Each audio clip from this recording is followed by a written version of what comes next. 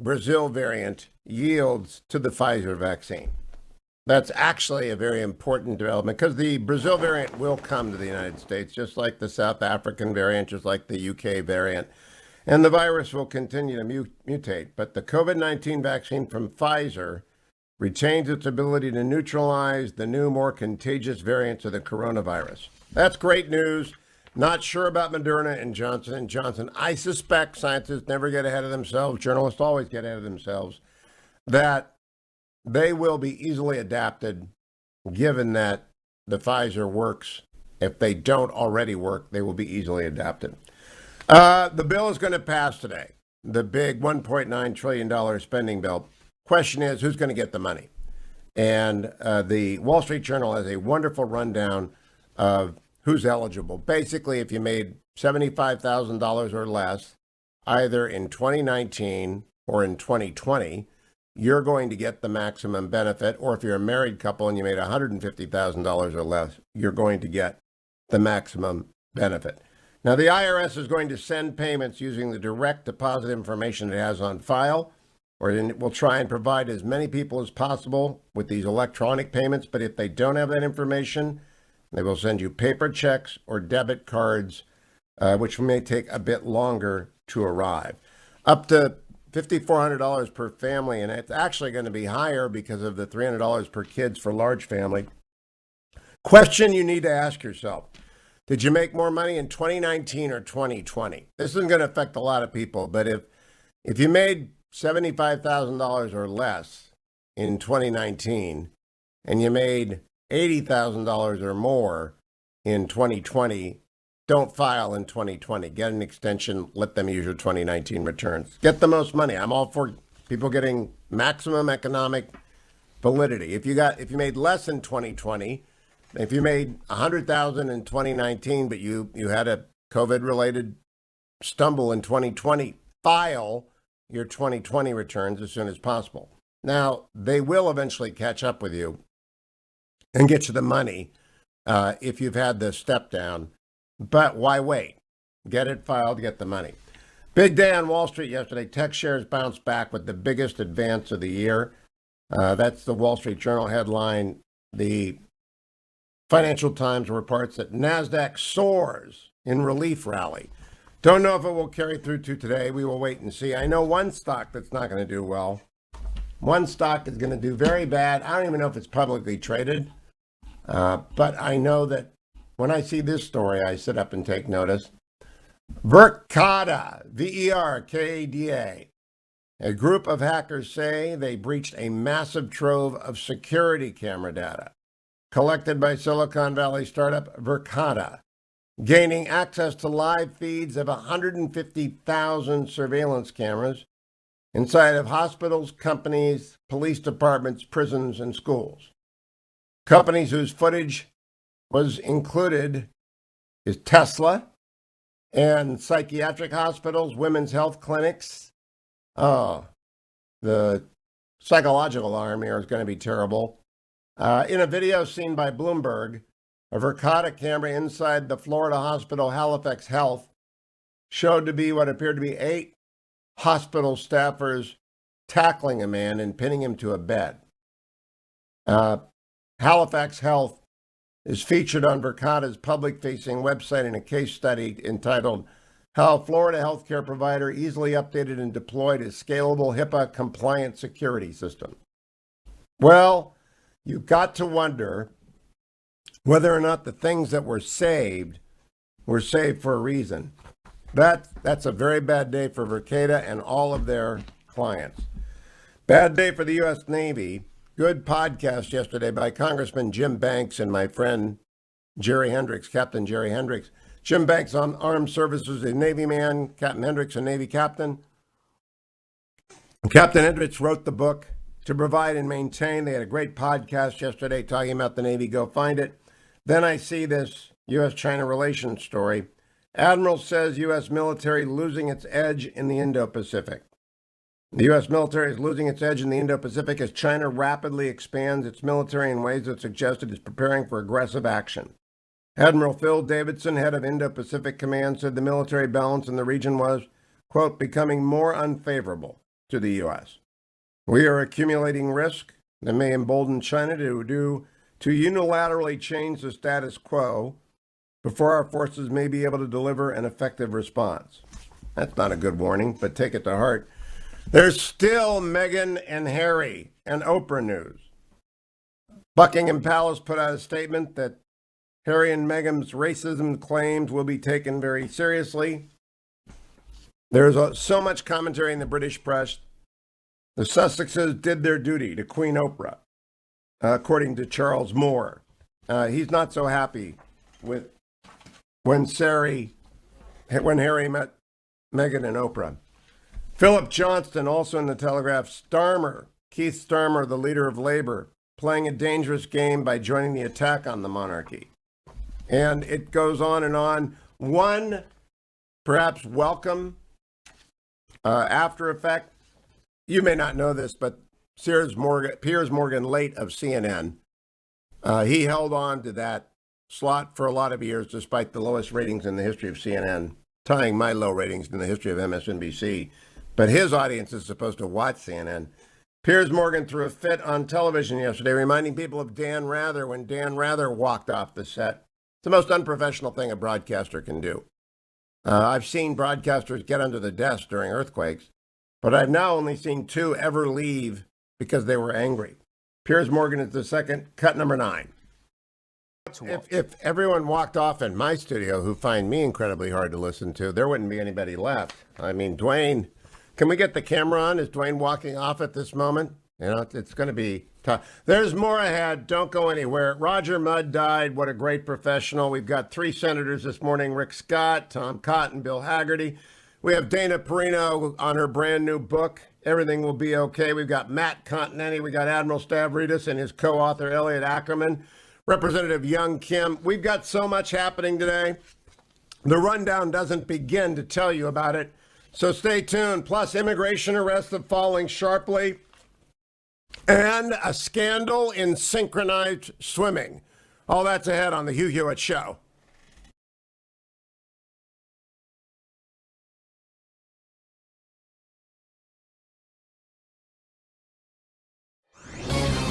This is Carol Platt-Liebau of Yankee Institute for Townhall.com. Matt Meyer is president of the Berkeley Federation of Teachers, a union leading the effort to keep children at home, insisting that reopening schools is just too unsafe. So jaws dropped when video of him was seen taking his own daughter to in-person preschool. The episode highlights the hypocrisy and cynicism evident in too much COVID policy, especially in education. School districts with strong teachers' unions are less likely to hold in-person classes. Meanwhile, our children remain trapped at home, suffering from social isolation and learning loss. The achievement gap has increased, and there's a worsening youth mental health crisis. Parents have stood by helplessly at the mercy of the unions, even as the CDC admits that schools can reopen safely. In-person learning shouldn't be reserved for children of the privileged. Our kids deserve policies that put their rightful needs over the self-serving demands of union elites. I'm Carol Platt-Liebau. The Pepperdine Graduate School of Public Policy, impacting policy decisions today, preparing public leaders for tomorrow. Learn more at publicpolicy.pepperdine. Trending now on The Larry Elder Show. Dr. Strom, my mother's best friend, Ruth Jeffries, Mrs. Jeffries, is 92 years old. I have not gone to see her since this pandemic has started. I have been vaccinated. It was around 10 days ago that I had my second one. She has been vaccinated. Am I okay to see her? Larry, you are in the exact same position as I am with my elderly mom and dad in Chicago. And the answer to your question is yes, and give her a big fat hug and a kiss. I will. Second question, Dr. Strom. J&J, Johnson & Johnson, I understand, has worked with Merck. Merck tried to do a vaccine. They failed. Johnson & Johnson did. And Merck is helping them manufacture and distribute the vaccine. I've never seen two medical companies that are competitors work together like that. Have you? No, actually, I was reading about that, and I understand that Merck is opening some of their factories to increase the production of this stuff. Good for them. 25% of the military, Dr. Strom, is refusing to take the vaccine. What's your reaction to that? What should we do about it? Is that a concern? That's a huge concern because the less people, the more people that are refusing, the more variants we're going to get, and we're going to keep this thing going and going and going. I don't really understand why people are refusing. They have some concerns or fear about the vaccination that are probably unjustified. You know about the anti-vaxxers. There will be a time where the workplace will say, look, if you want to work here, you need to be vaccinated because you're going to be affecting your fellow workers. So we're all in this together. We are truly all in this together. I don't understand that, and I do believe there's going to be a mandate to get vaccinated to work in a specific business.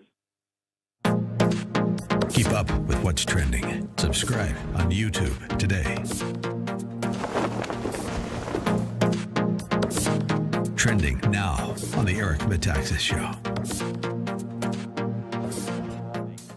I'm talking to Kirk Cameron. Yeah, I'm talking to him right now. And I've got a question. If people can see you, they see that you're wearing a hooded sweatshirt with a picture, some kind of a graphic of a campfire on it. And it says, what's your plan? And the Y and the O were omitted for cost reasons. What's your plan? So what is that sweatshirt, and how can I buy a cop? How can I buy one? Well, Eric, I'll just give you one. You don't need to buy one. But basically, the reason I have this sweatshirt is because so many people have been watching the American Campfire Revival on Facebook Live every night. It's our 100-day plan. And really what I'm trying to do is I want to spread the fires of revival and a love for God and love for our neighbor and love for our country. And so it's not about me in my backyard. It's about the people who are watching and wanting them to be able to have tools to get them into conversations with their neighbors and their people at work or at the gym or the grocery store. And it says, what's your plan? And it gives people an opportunity to allow people to say, hey, what's your sweatshirt about? And they can say, well, you need to have a plan, right? And every president rolls out his 100-day plan to fix the nation.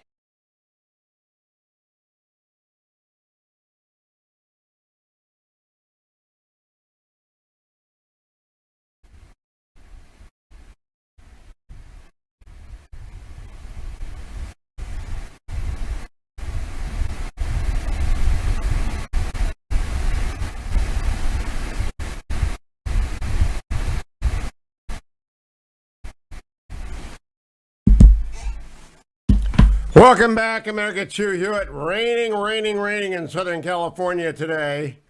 I'm here for 2 more weeks, and then I get to go back to my beloved Virginia, where the cherry blossoms will be back and winter will be over. Just waiting for my second dose of vaccine before I make my annual migration back to the East Coast. I wanted to let you know Roger Mudd died, and you already know that, but he's such an icon. Here is Roger Mudd reporting on Ted Kennedy's story of Chappaquiddick, cut number 11. The mystery of what happened at Chappaquiddick 10 years ago still hangs over Martha's Vineyard like a summer ground fog and still is impenetrable. By his own account, Kennedy had come to Martha's Vineyard on July 18, 1969, to race in the Edgartown Regatta and to host a cookout for half a dozen young women who had worked for his late brother Robert. The cookout would be on Chappaquiddick Island, separated from Edgartown by 500 feet of water and a brief ferry ride.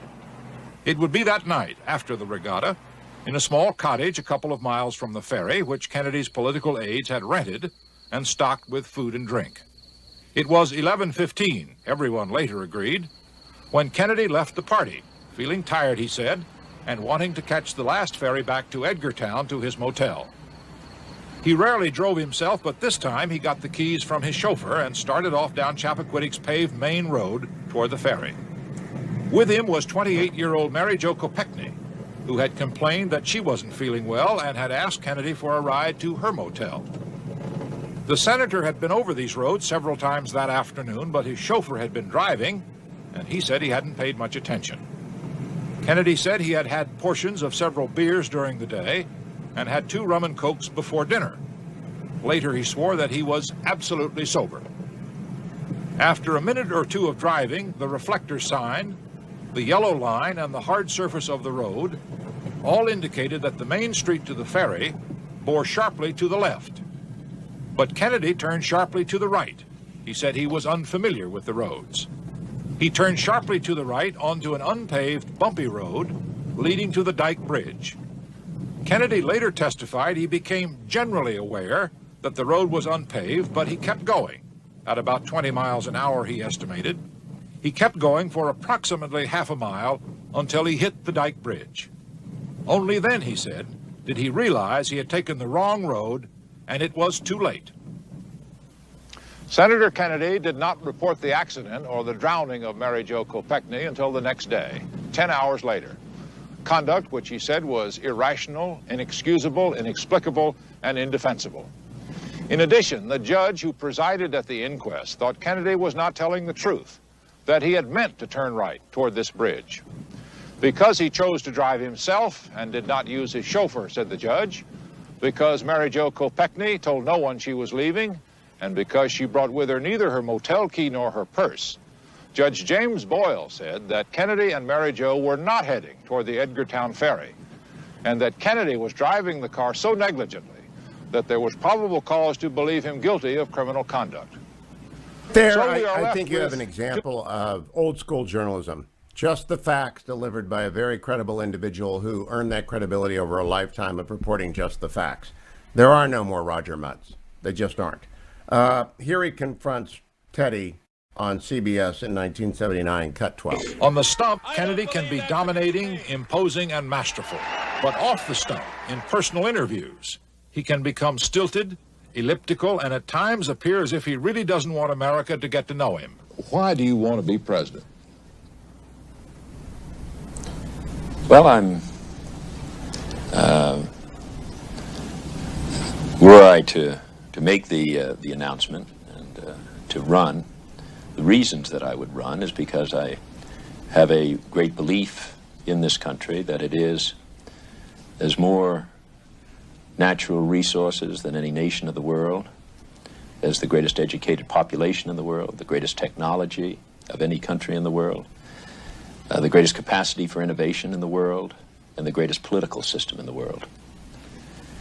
And yet I see at the current time a rambling non-answer that goes on for another minute that ended would-be President Kennedy's campaign in all but name. Roger Mudd putting in the knife. Stay tuned. It's the Hugh Hewitt Show. Portions of the Hugh Hewitt Show are brought to you in part by Birch Gold Group.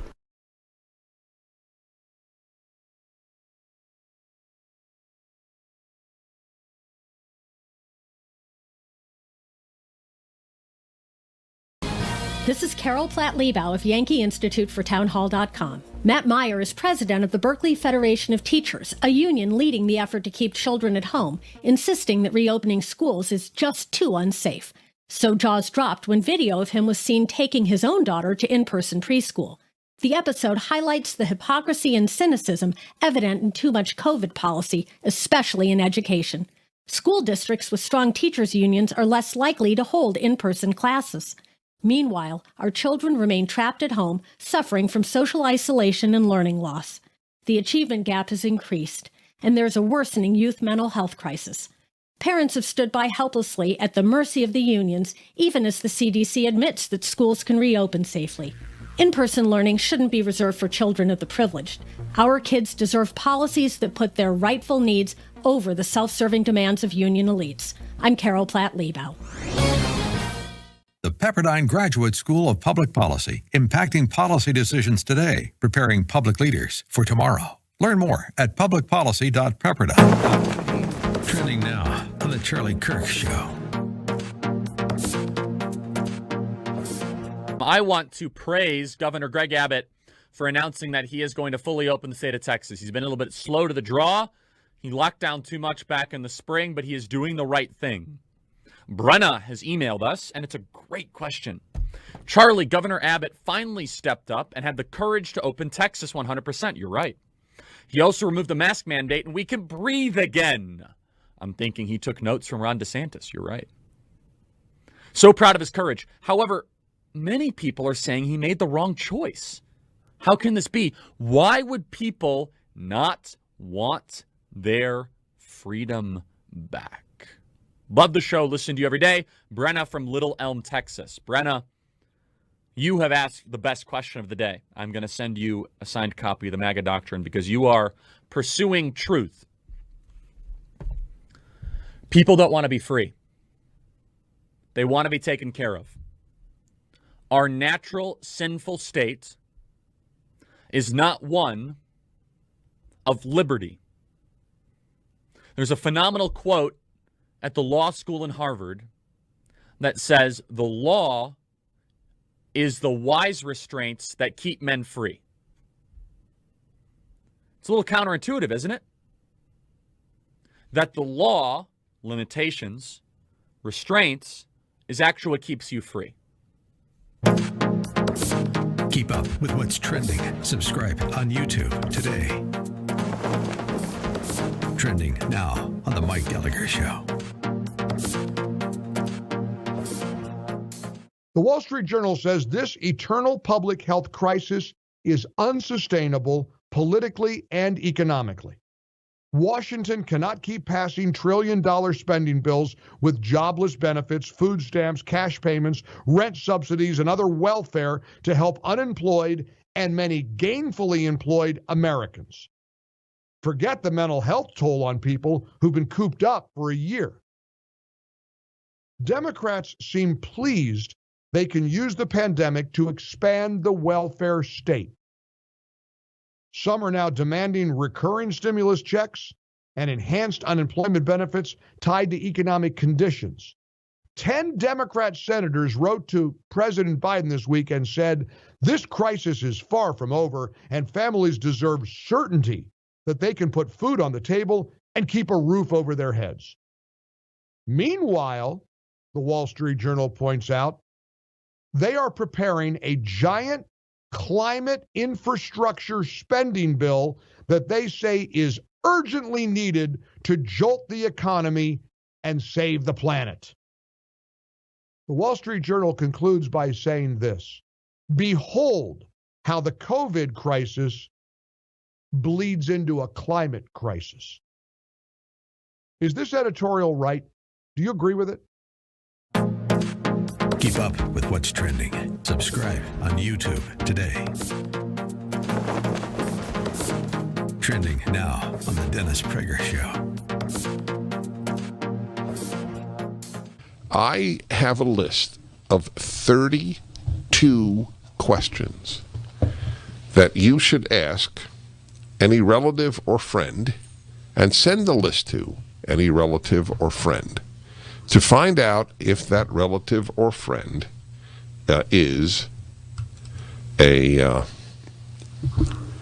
liberal or a leftist. It's powerful stuff. I'm going to read to you the questions. I actually read it last night. I read it when it's published because when you see your work published, it looks different, as it were. And here, I'm going to call it up from, well, I would if my computer worked. It renders that difficult. That's too bad. All right, I'll get it up somehow. There are 32 questions, and I worked very hard.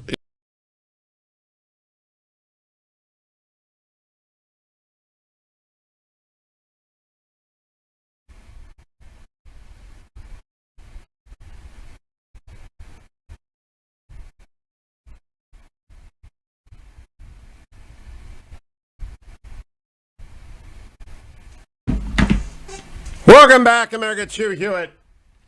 Let me remind you, as we open up this Wednesday show on Hump Day, there is a hump bigger than anything that's ever been in your life in Honduras.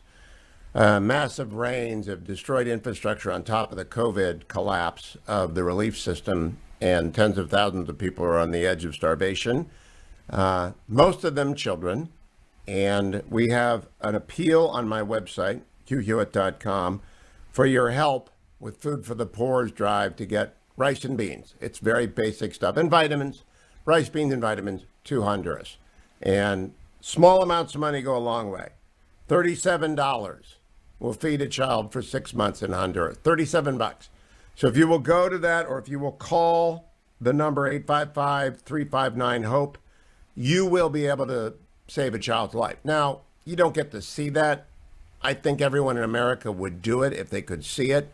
You have to visualize that going to a website and clicking on a donation actually saves a life, but it does. And you have to think about it and ask yourself, is it worth it? Can you do $37? Can you do $50? Can you do $100? You have to make that connection and go forward with it.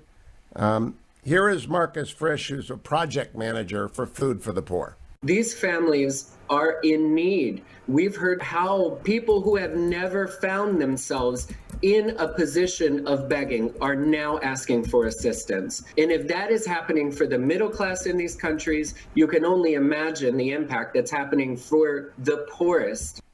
That is a completely easy to visualize situation.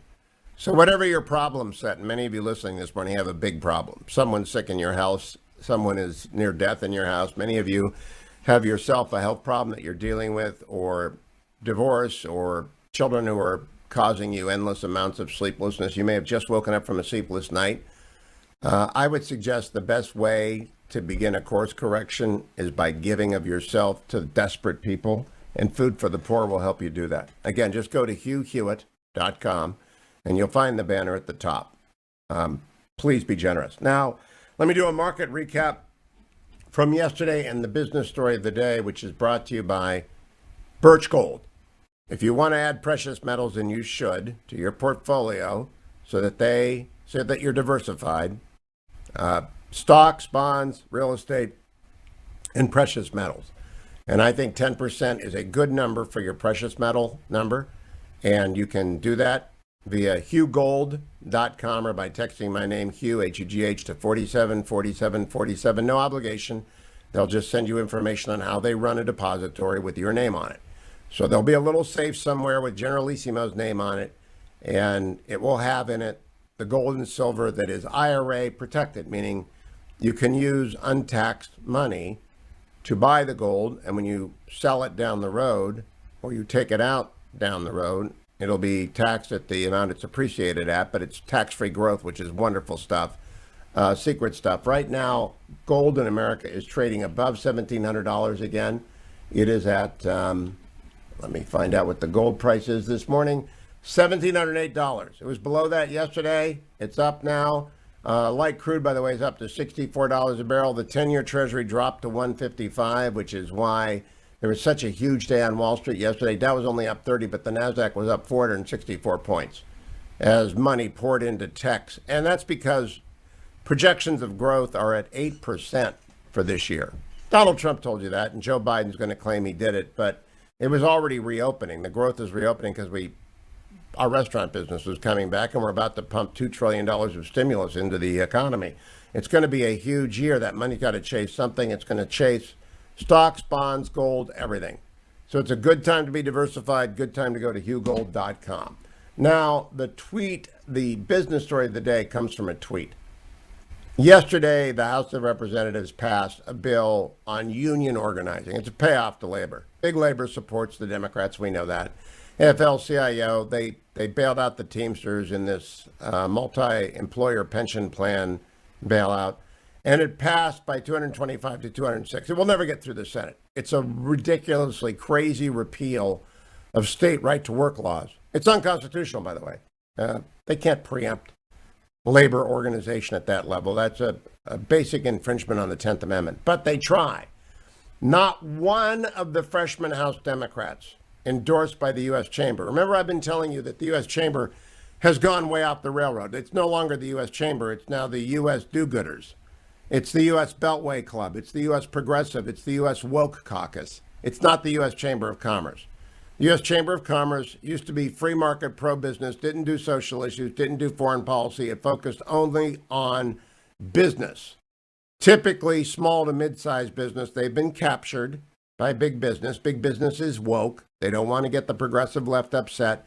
And unbelievably, they threw a lot of money at Democrats last year. To what effect? Zero effect. The U.S. Chamber of Commerce got new leadership last year. She's a nightmare for business.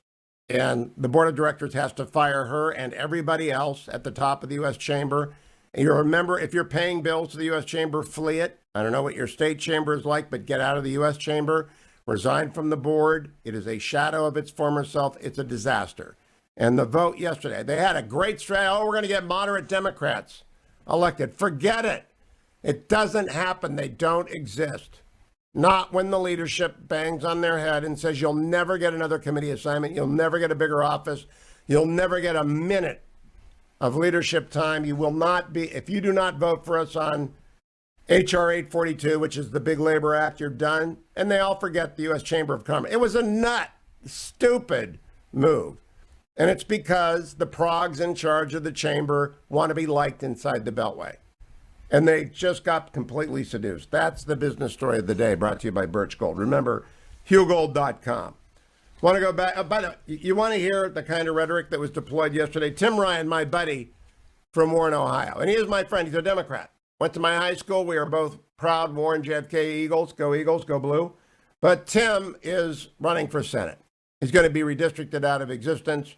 So he's trying to make a lot of noise, and he made a lot of noise on the House floor demanding votes for this ridiculous bill that would repeal right-to-work laws in 27 states. Here's Tim Ryan on the House floor, cut number 10. Mr. Speaker, one of the earlier speakers said, this is the most dramatic change in labor law in 80 years.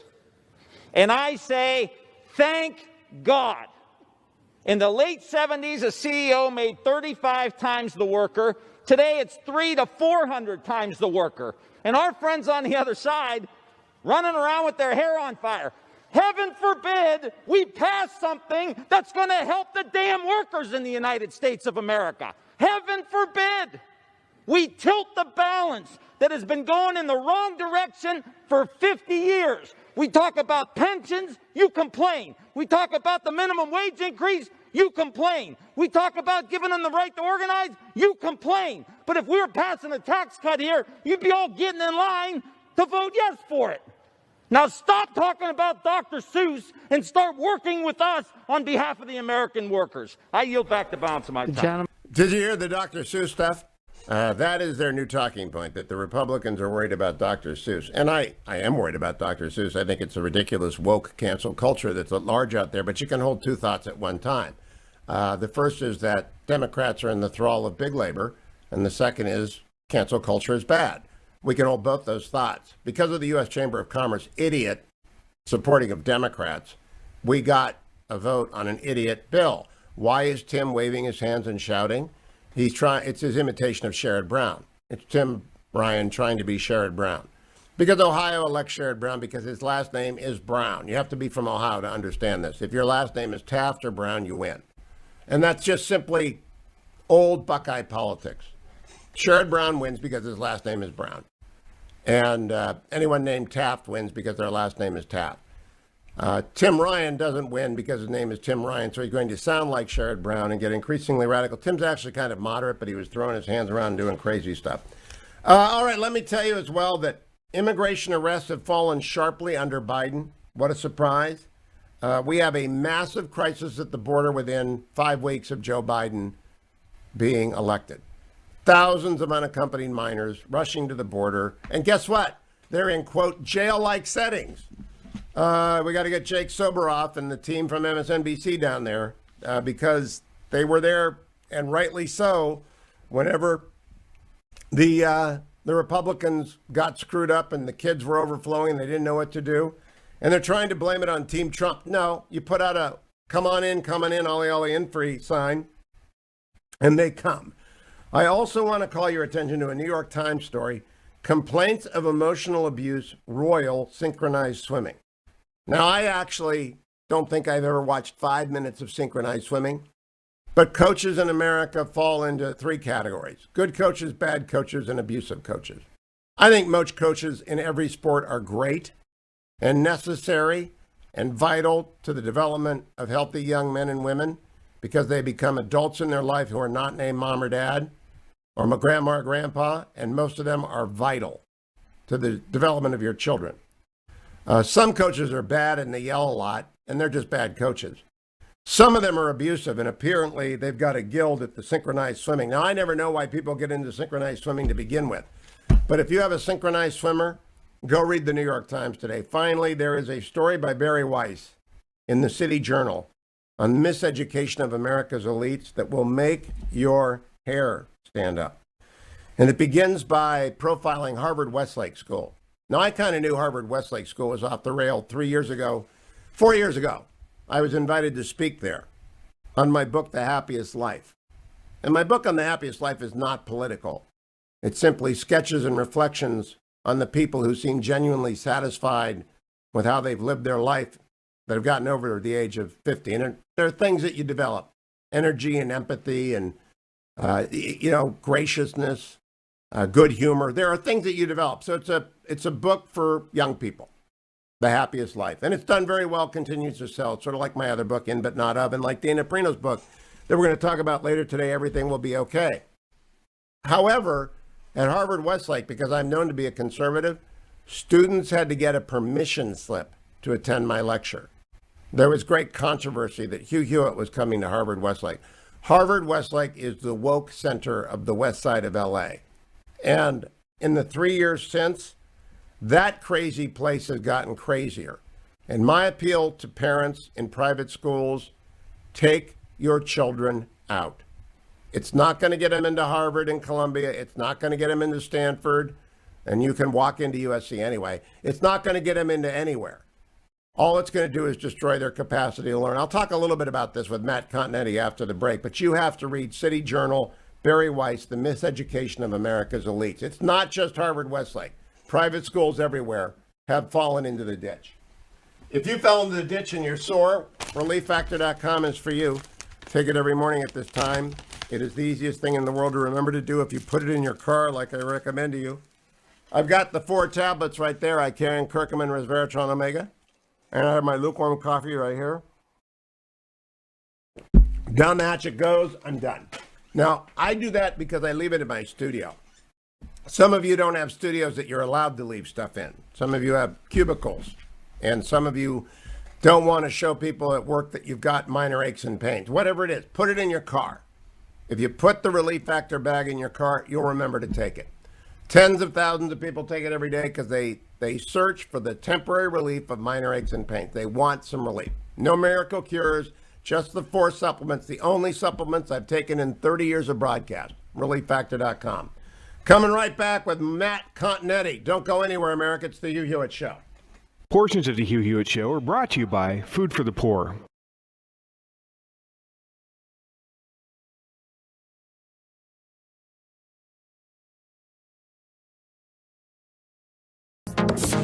Trending now on the Dennis Prager Show. I have a list of 32 questions that you should ask any relative or friend and send the list to any relative or friend to find out if that relative or friend is a liberal or a leftist.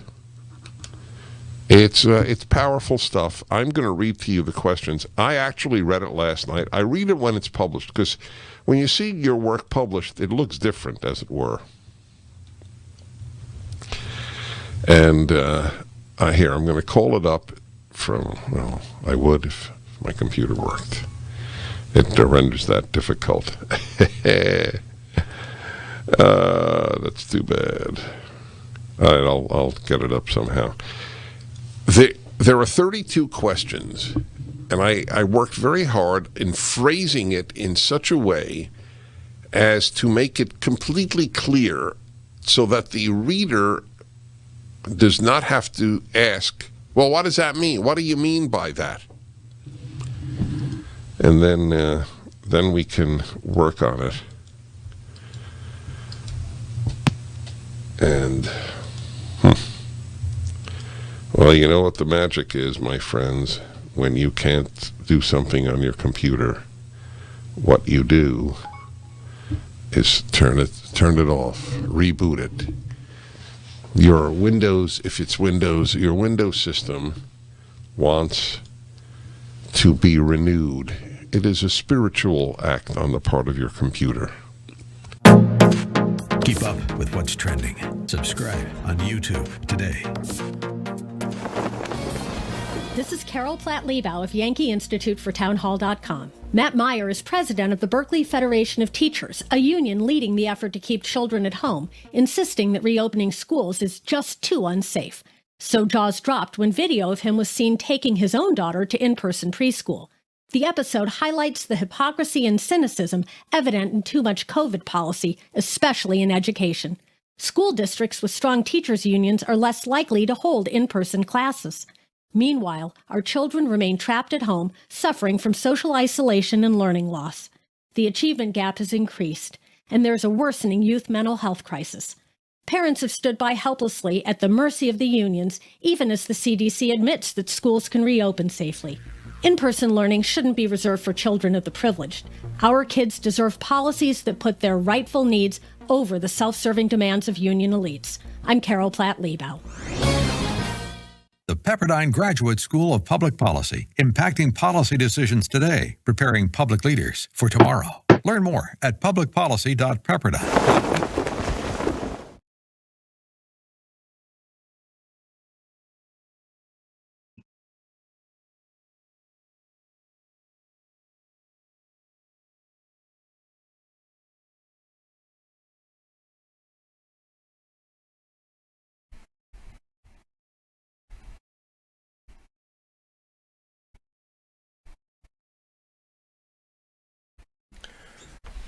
Welcome back, America. Hugh Hewitt, joined now by Matt Continetti. Good morning, Matt. How are you? I'm well, Hugh. How are you? I'm great. You did a great piece for commentary on the decision by the Biden administration and Tony Blinken to walk away from Mike Pompeo's Commission on Unalienable Rights. And so I want to talk about that. But first, a little definitional clarity. You have to do in 2 minutes or less the difference between natural rights, natural law, unalienable rights, and human rights, because this is where it all goes to hell, right? I always feel like I'm taking a quiz when I appear on this show. Hugh, it's harder than a dissertation or oral examination. Now, natural rights, natural law. Look, I mean, Mike Pompeo had a very interesting idea when he was Secretary of State. Is he wanted to say, we're party to all these human rights agreements where we were the authors of the Universal Declaration of Human Rights. But what does human rights mean in the 21st century? And it was his view that it means less and less, and that the idea of human rights is disconnected from the inalienable rights, the rights connected to our person, our mind, our tongue, our ability to work, that are contained in the Declaration of Independence. So he chaired this, or he impaneled this amazing commission chaired by Marianne Glendon of Harvard, looking into what are human rights and how are they connected to the America's founding, and also how can they play a role in America's foreign policy, especially in our coming confrontation with China. It was a brilliant piece of work that the commission laid out. It didn't get much attention, but the human rights lobby, the international organizations, the UN, they hated it because they want to own this concept of human rights. And it was, I think, a small tragedy, one of many we've been experiencing in the Biden administration, when Tony Blinken basically said he repudiated that commission. And the deal that Mike Pompeo was up to was trying to bring some clarity to the term. And I purposely began with natural rights, natural law, and unalienable or inalienable rights, because we used to understand that when the Declaration was written, life, liberty, and the pursuit of happiness replaced life, liberty, and property in Locke's world, in Jefferson's world. But we kind of knew what it meant, and then due process came along in the rights-based constitutionalism of America. But human rights is amorphous, Matt. And you write about that in commentary. Human rights has become the Gumby of terms. It can be stretched into any kind of situation that the authors need servicing. Yeah, it began, I think, with the idea that there are economic rights in addition to human rights, inalienable rights. And that is that for many centuries, human rights were understood as rights against government, that these were areas where government couldn't go. But in the 20th century, we began to understand human rights as also claims on the government, as things government would do for us, like healthcare or minimum income, or all the things coming out of the Biden administration. And that, I think, began the muddle. And then, of course, human rights started edging into all of the new fashionable identity and sexual politics of the 21st century, and that too muddled the concept. So what I thought was very useful for Pompeo and Glendon, and they didn't do this in a biased way. They were just simply saying, what did human rights mean at the founding? And what it basically meant was limited government, freedom of religion, freedom of association, freedom of speech, and also, the rights to labor, to work, and also enjoy the fruit of that labor. And I think when we look at how we can promote human rights in the world today, that's the basic concepts we need to understand. I also did it in a way that wasn't very sectarian, and that's where I think when you mention natural law, that's where people start going, well, I'm not so sure. Is that tied up with specific religions or something like that? Talking about unalienable rights, I think, is a way that we can include more groups in this discussion. Yeah, if you crack that door open a little bit, the Summa Theologica comes in and sits on your desk. Now, I think that the most important thing that they did, they were going to return property rights to the calculation and explain to people that the right to own and alienate property is actually fundamental to free societies. Matt, a sidebar, Marianne Glendon is a giant, a titan of American intellectual life. There aren't many like her or Robbie George. Is there a next generation Marianne Glendon, Robbie George? These are the people who, in my generation, we would look to buttress any argument or any commission. Who is it in your generation that serves that role? Well, kind of in an in-between generation, Hugh, I think, is the director of the commission, Peter Berkowitz of the Hoover Institution, who definitely understands these things very well. And then closer to my generation, I think you can look to Ryan Anderson, the new president of the Ethics and Public Policy Center, who clearly cares about human rights. He also cares very much about natural law, so he has that component as well. But he's thinking about some of these fundamental questions as well. But I'm glad that Mike Pompeo brought it up, because human rights are not necessarily at the forefront of a lot of our discussions over the last 4 years, and especially now that Biden is trying to appropriate this concept for himself, we as conservatives need to understand where we come in on the issue. Very quickly, Matt, I've been doing a lot of work on homelessness in L.A. People now talk about a right to housing. That's the bad. We care about the unhoused, but there is no natural right or unalienable right to housing, correct? Not in my understanding of it, no. Not in the traditional originalist understanding of what natural rights are. And this is the problem, is because the way that we talk about human rights now is completely tied up with the role of the state, the role of government. And the truth is, the government is not the best agency to provide many of these things that we are now claiming as human rights. That there are other ways to do it. By the way, it's not just the federal government, it's the local government or the community, neighborhood. When you all of a sudden you proclaim a right to one thing, you immediately assume the federal government's in charge, and I think that leads to bad outcomes. We're over into the break, but we'll post the whole audio. That goes to subsidiarity, Matt. And our friend Archbishop Chaput has written a new book, Things Worth Dying For, all about subsidiarity and all about the need to defend natural rights. Do you think, this is the key question, and we'll make sure everyone hears it, do you think that there's any way to persuade a mass audience of what this means in these days? The framers understood it because they talked about it a lot, and they were coming out of a variety of traditions that embraced it. But today, you got to have some education in order to grasp these concepts. You do. Look, there's 47% of the country, I think, that definitely wants to have these concepts close to our thoughts about policy and our thoughts about principles. And when you look at not only the Commission on Unalienable Rights, but also the 1776 Commission, which also came out at the very end of the Trump administration, you do see there is an appetite for this return to the founding and the founding principles. And so, look, 47% isn't a majority, at least a political majority, but it's a start, and you have to start from somewhere. So I think we can build on the efforts from Mike Pompeo. Agreed. Continetti, you follow him on Twitter at Continetti. Thank you, Matthew. Talk to you again soon. Thank you, Hugh.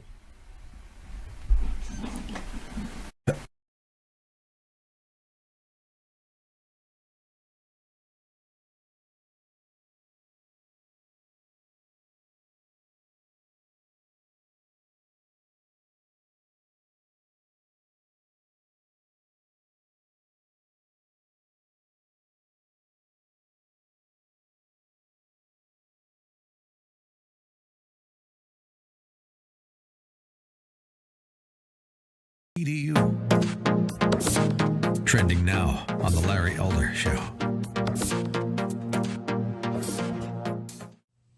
The book, The Cat in the Hat. Now, to be precise, 6 books have been canceled. One of them is not The Cat in the Hat. But that's not the point. You're fact-checking cartoons? You're censoring cartoons? Okay, specifically, that particular book was not canceled. But 6 of his books were. And the point is, they're equally innocuous. I was in kindergarten. In kindergarten, you sit on the floor and you cross your legs. And we would read, see John Spot. Spot, see John Run. See Spot Dog. See John Dick and Jane. And they're all these little white kids with pink cheeks. I never saw a black kid. I've read studies that when little black girls are handed dolls, one is a black doll and one is a white blonde doll, the little black girl chooses the blonde doll. I've also heard studies that say that study was invalid because the doll was different, this, that, and the other. But every study I've ever seen says that whatever there is, whatever wish you were of another race, if you're a little black girl, it goes away. To the point now where black girls have higher self-esteem than white girls, by far. Even though black girls are more likely to be obese than white girls, they're more likely to be proud of their bodies, according to polls. So whatever alleged damage done to people's psyche at that age, it fades away. A and B, you're censoring a cartoon? This cannot stand. This is absolutely absurd. Keep up with what's trending. Subscribe on YouTube today.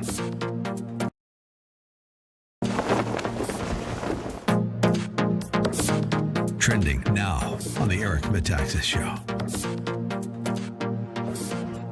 Because I'm in my backyard, as you know, and I'm sitting in front of a big campfire pit, and I've got an American flag behind me, and it's all part of something that I've been doing for the last month, and it's my own 100-day plan.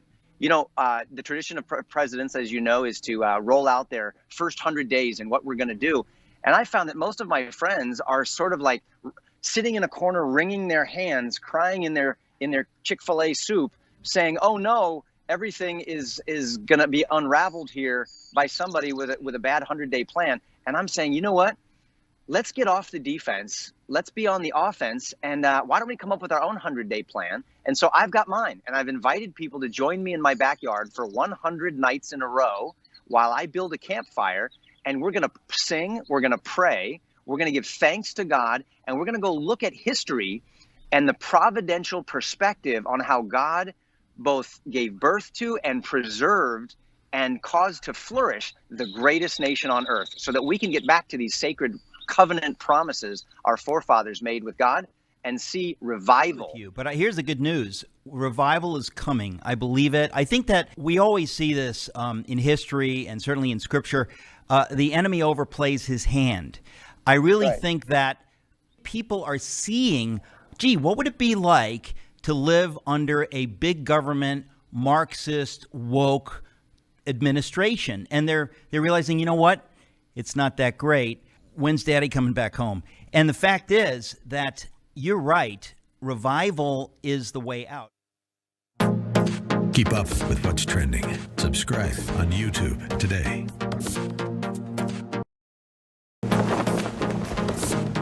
Trending now on America First with Sebastian Gorka. These are the U.S. states and territories that do not have a mask mandate. Alaska, that's a biggie.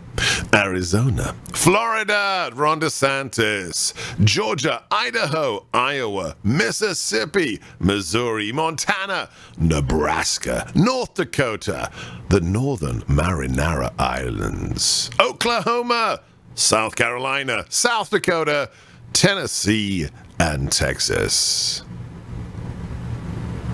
Now, let's be very clear. It's not complicated math. Not having a mask mandate, not having the state say you have to, you are mandated to wear masks, does not in any way, shape, or form prevent an American citizen from wearing a mask. If they wish, they could wear a level 4 biohazard suit to go shopping for a gallon of milk. But the state does not require of you to wear a mask, because they treat you like an adult. They think it's up to you. Just a little reminder, your second public service announcement of the day. This is not the Fred Flintstone Show. Keep up with what's trending. Subscribe on YouTube today.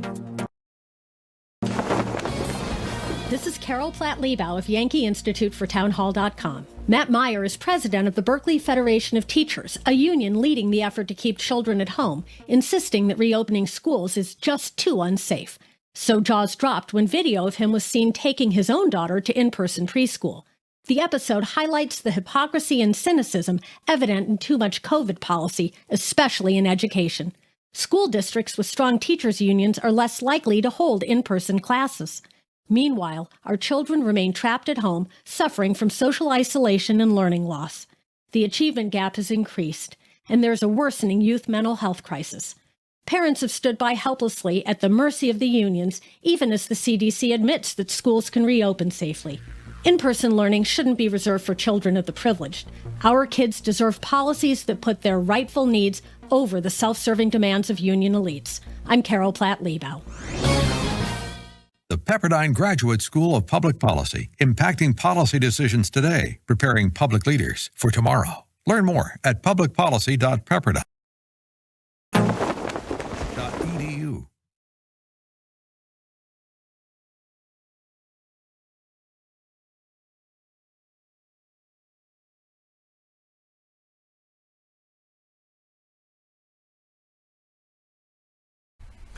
Morning, glory, America. Bonjour, hi, Canada. Beginning this hour with Florida United States Senator Rick Scott. He's chairman of the National Republican Senatorial Committee. Good morning, Senator Scott. How are you? Good morning. It's pretty exciting. All these people want to run because they can see the Biden agenda is not working, and it's not what Americans thought they were getting when they elected Joe Biden. So I think we're going to have a great 22. You know, I'm going to come back to the COVID relief bill in just a second, but just every time you come on, I hope you come on monthly between now and 2022, I'm going to ask you about 7 races: Ohio, Pennsylvania, Missouri, Wisconsin, New Hampshire, Nevada, and Georgia. Am I right? Those are the 7 races on which the balance of power in the Senate is going to depend? Yeah, I think so. But Hugh, I think we're going to be surprised. I think if you look at this COVID bill, supposed COVID bill they passed, it's not going to be popular in a few months. When people start seeing what's in it, you know, the old Nancy Pelosi, you got to pass it to know what's in it. When people figure out what's in this thing, they're going to be furious at the unbelievable waste of money of their taxpayer dollars. So I think that what the Democrats are doing is they're putting us in a position to have we have great candidates, which I think we will. We're going to have a great wins all across the country in 22. You know, Senator, we got to identify, we meaning Republicans, I'm a Republican, the 10 things or the 5 things that are the most egregious examples of what's in there. I know, for example, we bailed out the city of San Francisco. I know that there are tens of millions of dollars for the city of San Francisco. Does the NRSC have a list yet, or have we not seen what's in the final bill? Well, we've seen what's in the final bill. So here's what we did. We have part of what we're doing with the NRC is every day, every media cycle, we're explaining who a Democrat is, what they stand for, and what Republicans stand for. If you just look at some basic things right now, Americans are mad that Biden killed the Keystone Pipeline. They know that kills jobs. Americans said, I didn't vote for Biden to open the borders. I didn't vote for Biden to give amnesty. I didn't vote for Biden to keep our schools closed. I didn't vote for Biden to fund sanctuary cities. I didn't vote for Biden to tell men they can play in women's sports. I didn't vote for Biden to give checks to illegal immigrants and prisoners in prison. So as we talk about these things, then the American public says, wait, that's not what I voted for. No, well, you know, Senator, when the Obama stimulus came through, I was able to point within a year to Solyndra. And so I know that open borders, that actually isn't COVID related, and closed schools is COVID related, but it's got nothing to do with this bill, although they say it does. The gender fluidity issue isn't in this. I'm looking for wasted money or actually outrageous subsidies of inefficiency. Do we have a list of those yet? We're working through that, but it starts with big dollars. Why did we give $360 billion to our states when the revenues are not down, and we've already given them $400 billion? California is going to get, I think, something like $40 billion, and they have so much money now they're putting $22 billion away in reserves. Why? You see, that it's is just payback. That's exactly what I haven't seen those numbers anywhere, because when people realize the worst run state in the union, which is California, we're going to recall the governor out here. I'm out there for another 2 weeks in California. $40 billion to the Golden State? You're kidding me. Yeah, I think it's around 40. We're going to get the exact numbers out. But New York, and here's what they did. Like take Joe Manchin, for example.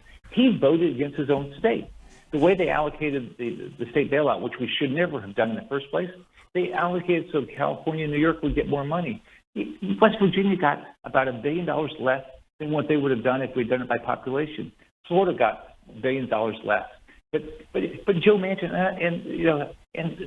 he voted against his own state. You look at the votes that these people took that night. I mean, Mark Kelly out in Arizona voted against border security in a state that cares about border security, Arizona. Warnock, he voted against military spending in the state of Georgia, right? And they all voted to give these so-called stimulus checks to prisoners and illegal immigrants. How many people in this country believe in that? So these Democrats will go down the exact path that Pelosi tells them to go down, which is going to give us so many ways to win next year. So I think your 7 states, that's what people would argue. But I think if we find great candidates in other states and we could raise the money, I think we're going to get a lot of Republican senators. Well, I know we've got to play defense in Ohio, where we will win if we have a good candidate. In Pennsylvania, where I don't know if we have any candidate. In Missouri, if we have a good candidate, the Republicans will win. In Wisconsin, it's going to be a knife fight, and I hope Gallagher steps up when Ron Johnson steps down. But in those 4 Democratic states, New Hampshire, Nevada, Georgia, and Arizona, you need a candidate. Is Herschel Walker going to run in Georgia, Senator Scott? I know a lot of people would like him to run. I don't know, maybe. I don't know if Doug Collins is going to run or Kelly Loeffler, and there's others. I hope Kristen Sununu runs up in New Hampshire. So there's a lot of people talking about running. And so I think we're going to end up with good candidates in every state, because people are going to say, hey, I can win. That's what they're going to say to themselves. Look at what Biden's doing. Look what Pelosi and Schumer are doing. They're going to say, hey, this is the time to become a U.S. senator. And that's what we're seeing. Look at Ohio, how many people are talking about running. Now, we need a just right Republican in Arizona and Nevada. Now, Governor Ducey would be a great candidate, but I'm told he doesn't want to do it. If he changes his mind, great. Have you got a list in Arizona? It ought to be a young Latino warrior. I think, well, right now, there's, I think, 5 people that are talking about it. I'm hopeful Doug Ducey runs. I served with him as governor, and I think Doug works hard.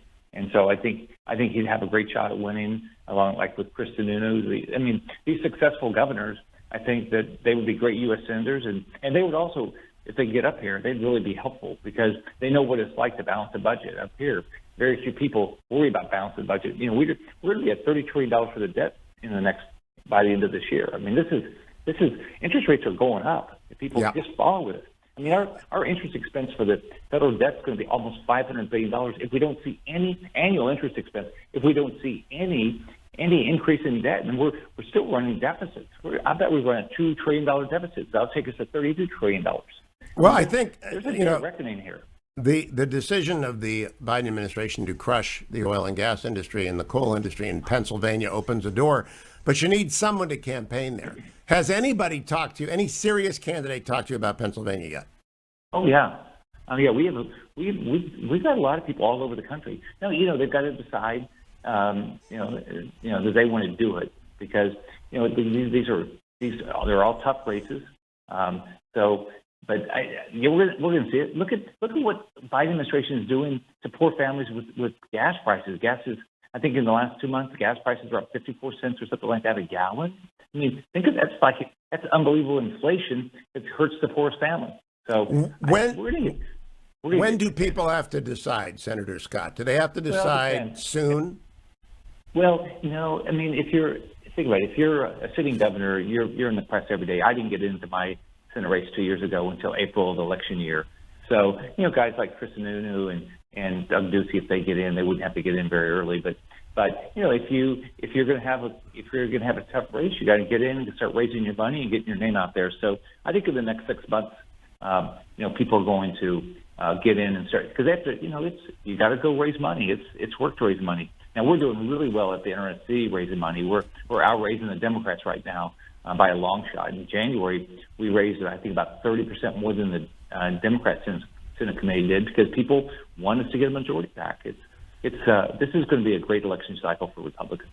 Now, the NRSC does not get involved in primaries, but the leadership pack of the minority leader does, correct? Leader McConnell gets involved in primaries. Mitch McConnell will get involved in primaries to make sure, who he believes would be the best general election candidate. Now, if there's 5 of them and they're all going to win, then he's not going to get involved. But if he's worried that somebody could not win the general election, Mitch is committed to getting involved. How soon does he make his preferences known? He must coordinate with you and your team, but how soon does he make his choices known? Well, I've got a good working relationship with the leader, and so we talk about it. But I mean, this is still pretty early of who's going to get in and how they're doing and things like that. So I tell people, like, they say, well, how do you think X person's going to do? Well, if they've never run before, you got to let them run.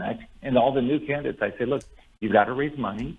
You got to be willing to do TV. You got to be willing to do debate. You got to be able to build a team that's going to do grassroots. You got to get a lot of volunteers to support you. And if you can't do all those things, then you're reducing your chance of winning. And you got to have a message that resonates with people.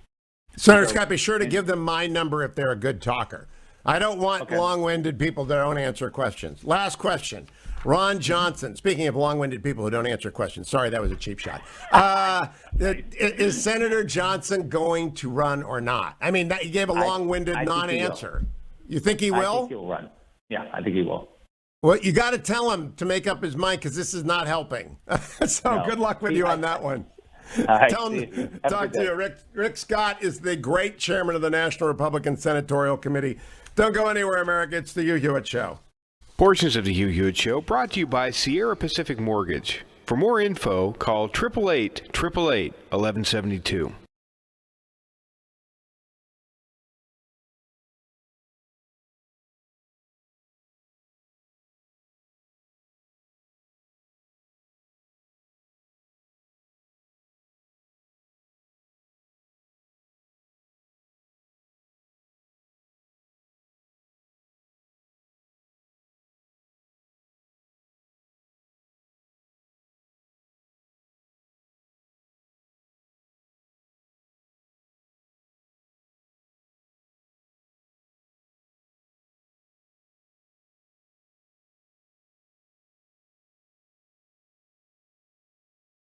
Trending now on the Charlie Kirk Show. Prevailing viewpoint over the last couple decades is people want to be free. No, they don't. They want to be provided, stuff, and taken care of. They want to be beneficiaries of a welfare state. Any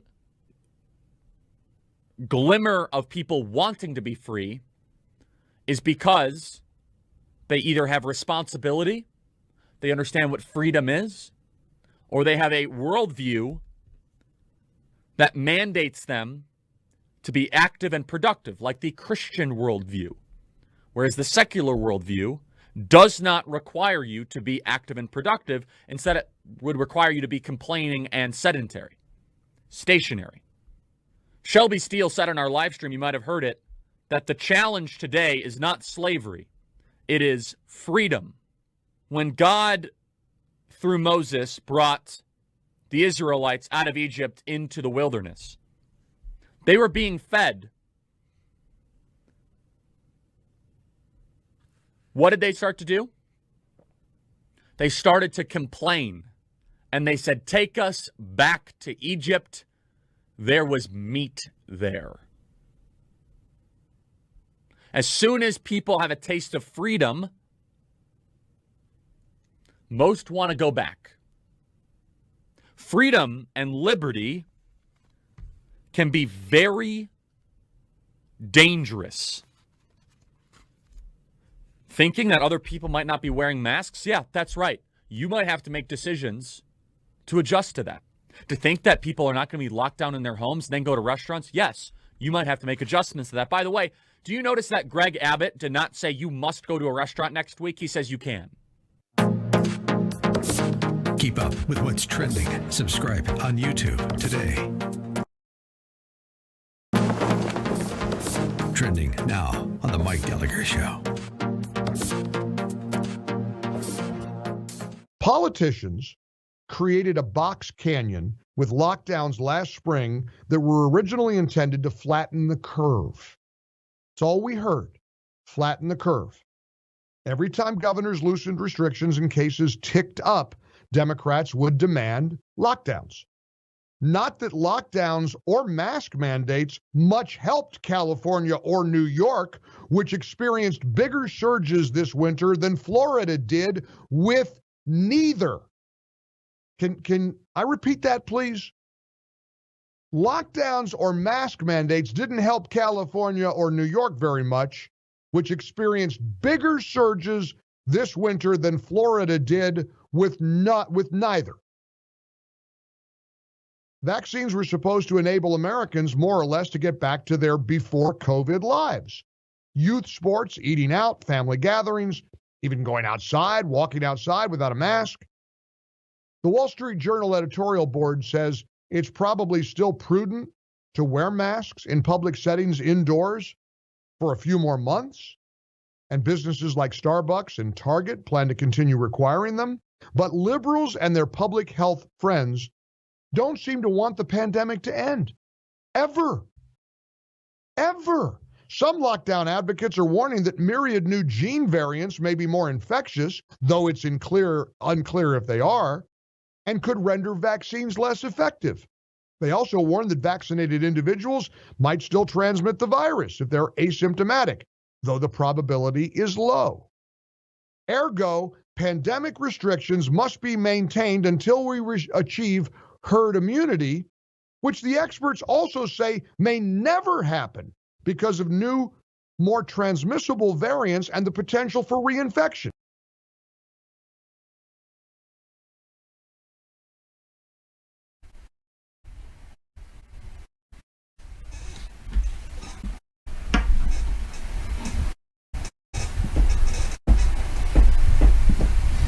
Welcome back, America. It's Hugh Hewitt. Let me begin by updating you on the big market story of the day, which is it was a big day on the market.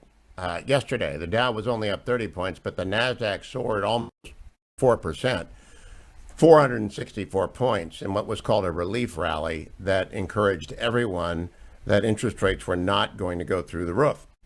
This is very important for a sponsor of my show, andrewandtodd.com, and for you if you own a home. If you own a home, you might want to refinance it right now just to save money. Straight refi, no cash out. And it doesn't hurt to call.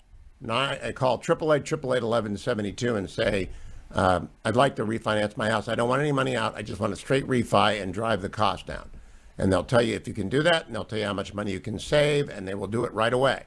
Or you can go online to andrewandtodd.com, answer a few questions, and they will tell you. If you need to get money out, you got a tax bill coming up, you're one of the Robin Hood traders, you made a whole bunch of money and then you lost it. Guess what? You still owe money on the cap gain that you made. Whoa, no, where am I going to get that? I didn't know anything about that. Well, you're going to have to borrow money from your house. Or you want to improve your house. Like Generalissimo is out there self-building. It's going to be a shanty. It's going to be like the Unabomber shed on the back of his house. Get money out of your house to build your shed. By going to andrewandtodd.com or by calling them at 888-888-1172. Key thing is the 10-year Treasury dropped yesterday to 1.55%. It stopped its northward march. And if it continues to fall back, as many people expect it to do, the market rally will continue. And indeed, the Wall Street Journal today, couldn't believe it. I blinked. They said they expect 8% growth in 2021. Donald Trump said we'd have the best year ever. 8% growth would get us back to where the blue-collar boom had gotten us. But then the regulatory burdens being reimposed by Team Biden and the inflationary impacts of the $2 trillion spend that could have been about, I think, usefully around $400 billion, is going to show up in inflation, and we're all going to pay the price. Now, I want to go back to some audio, which I haven't played for you yet yesterday. Liz Cheney gave a presser on what the White House did and what it's not doing. I want you to hear this. Cut number one, Liz Cheney, third-ranking Republican in the House. The other thing that we're focused on is what's going on at the border. And I watched this morning, I saw the White House press secretary, Jen Psaki, say that she was heartbroken by what's happening at the border. And to that I would say policy has consequences. When you say that you're not going to enforce our immigration laws, when you say that you're not going to build a border wall, it has consequences. And we're seeing the tragic consequences of that right now at the border.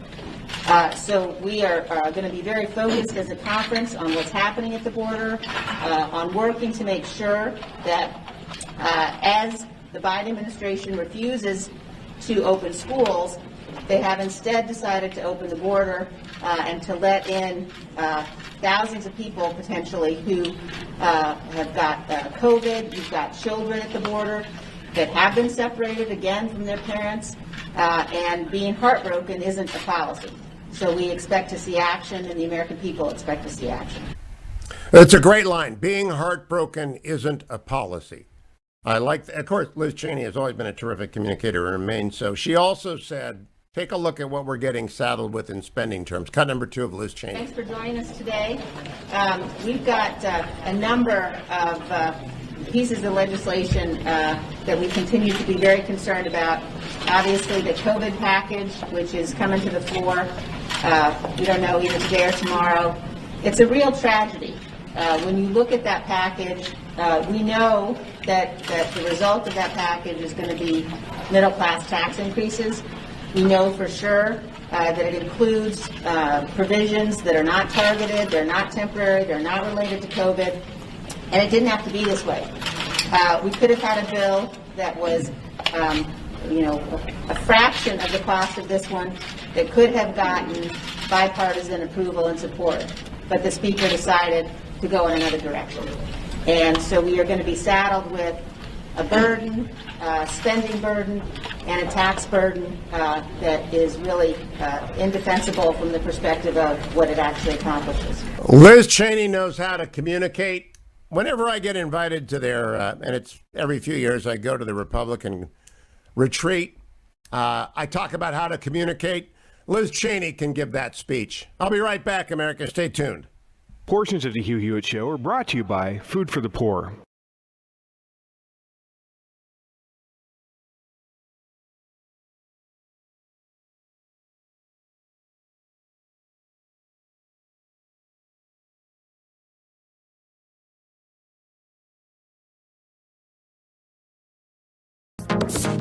Trending now on the Dennis Prager Show.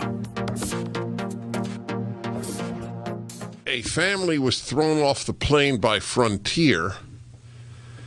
The family claims it was because they wanted an 18-month-old masked. The Frontier claims it's because after multiple requests, the family would not wear masks. This is the New York Times, New York Post, and many other places. Every other passenger that I read about,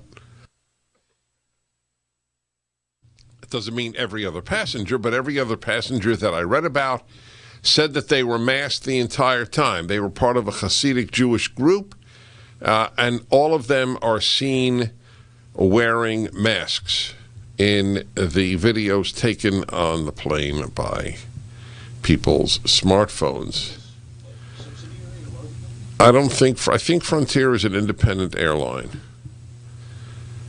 And according to some, a reference was made to, we really got the Jews or something like that amongst the people there. They some of the crew actually clapped when they left. It's it's a troubling story if unless Frontier is telling the complete truth. Frontier looks ugly in this story. Keep up with what's trending. Subscribe on YouTube today.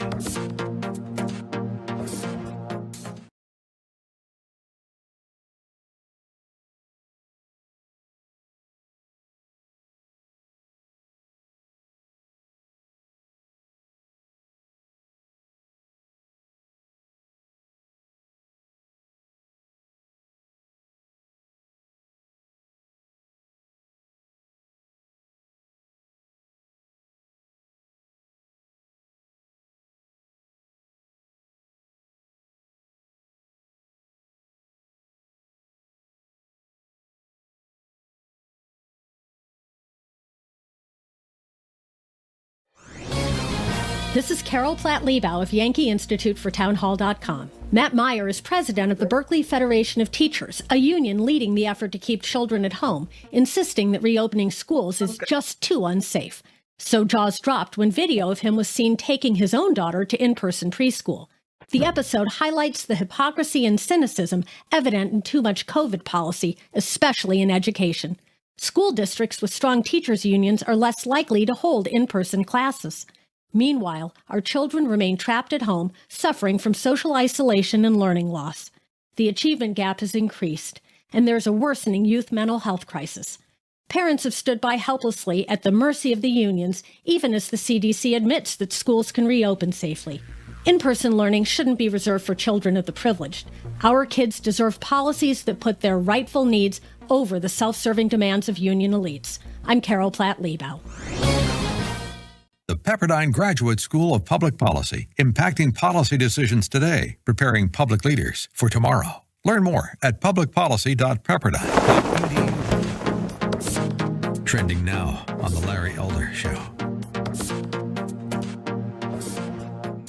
Dr. Strom, my mother's best friend, Ruth Jeffries, Mrs. Jeffries, is 92 years old. I have not gone to see her since this pandemic has started. I have been vaccinated. It was around 10 days ago that I had my second one. She has been vaccinated. Am I okay to see her? Larry, you are in the exact same position as I am with my elderly mom and dad in Chicago. And the answer to your question is yes, and give her a big fat hug and a kiss. I will. Second question, Dr. Strom.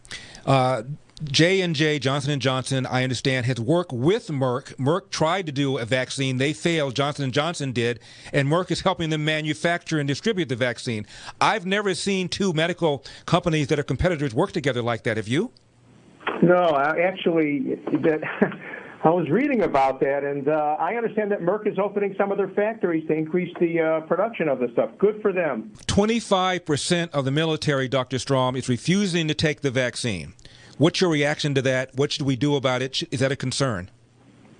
That's a huge concern because the less people, the more people that are refusing, the more variants we're going to get, and we're going to keep this thing going and going and going.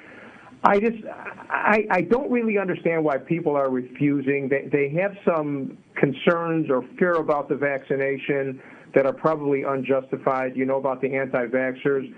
There will be a time where the workplace will say, look, if you want to work here, you need to be vaccinated because you're going to be affecting your fellow workers. So we're all in this together. We are truly all in this together. I don't understand that, and I do.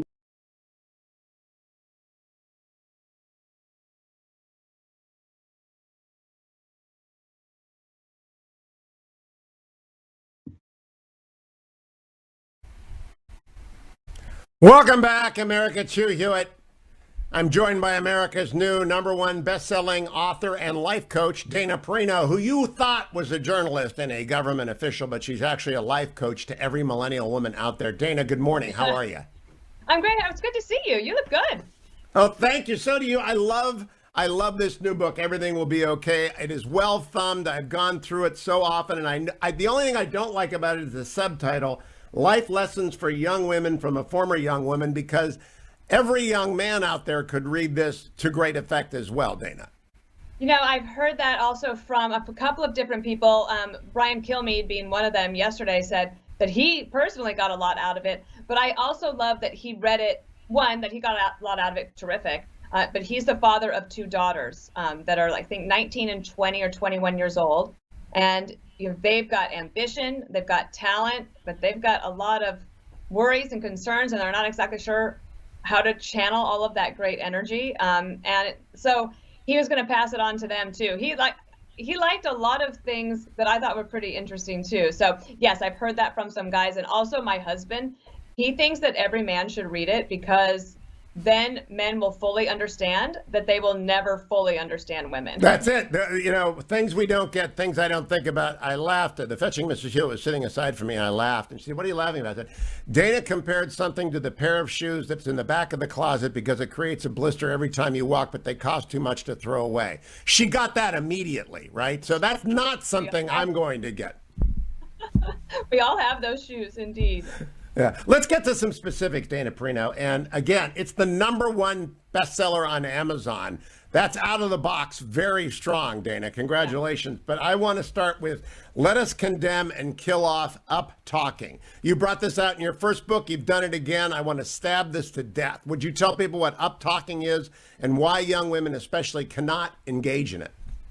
Yeah, so I have been beating the drum on this for many years, and it's partly because, one, I find it incredibly annoying, but I also believe that this way of speech is actually holding people back, especially young women, from opportunities. It's when a young woman talks like this all the time. You may have heard it and they're not really sure, and they draw it out, so it doesn't sound like they are confident. Hugh, I promise you, if you speak like that and you're in a competitive environment, which we are, you are not going to get the job or the promotion or the raise. You will not be taken seriously. You will be not asked to present in front of the new client. You will not get to go on the big corporate trip. You will not get opportunities, and you will cut yourself off from professional advancement. And what's interesting, Hugh, is I find that a lot of young women don't even realize that they're doing that. And you can gently say something to them, and I've found that they can quit the habit cold turkey if they just know about it. But if they don't do that, they will cut themselves off from opportunity. I just truly believe that. I participated in the hiring and firing of hundreds of people, Dana, and I cannot tell you how much that resonates, because in a conversation with an employee, the ability to present accurately, focused, and to end a sentence with a point matters a great deal for clients and other coworkers. So well done there. You also suggest to people give themselves a week to chart and break their bad habits. For example, using the word like, which is another nerve-cringing induced term, and the one that gets to me particularly because I had to break both of my sons of it. My daughter has never had this problem. Me and James, or me and Will, or me and Dwayne. It's like a total inversion of the English language, and it affected the entire millennial generation. So who do you go to listen to you in order to break the bad habit? Well, it's a great question. So I have a couple of ideas. One is I have a list of podcasts that I recommend. I'm a big enthusiast. There's a few, there's one I like called Grammar Girl. And she takes on whatever sort of, there's a lot of them. That she takes on all these different sort of issues in regards to the English language and will help you think it through and break a bad habit. The issue of saying like too much, again, it's like up-talking. It can set you back. If you are then presenting in front of someone and you use it as a verbal tick, you use it as a word that will help you gather your thoughts. So you're like filling space. It's a filler. You might not hear it, but the person you're presenting to does hear it. And here's the other thing. Young people today, this millennial generation, they are working their way up, but they are now working for boomers or Gen X. And boomers and Gen X, we don't like that. It sounds off to us, and it'll be the first thing that makes us think, no, not you. I will admit to you, Dana, I count. When people start using the word like in a conversation, I count it. Because I know that it's a killer. Let's get to some more substantive stuff, but still practical. Clean up the inbox occasionally. Fetching Mrs. Hewitt has a word, Ohio, which is my favorite state since it's my state, but it actually stands for only hold it once, so that if you touch something, get rid of it. You've got a lot of very practical advice in here, and I wonder if it's going over well in the offices around you, because no one's going to have as tidy an office as Dana Perino, I think, at Fox News. Well, the other thing is this book is coming out a year into the year anniversary of our 2-week lockdown to slow the spread. Work has changed for a lot of people. So initially, one of the things I would say in terms of cleaning up your desk, partly it's just so that you can think well, but also if your boss walks by and sees a mess, that is not confidence inspiring at all. So there's both a good reason to do it for your own productivity, but also just perception. And then let's say that you're a young person and you are working from home.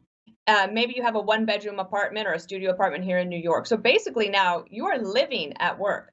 And if your environment is cluttered and messy and dirty, one, that could show up on the screen. That's not good.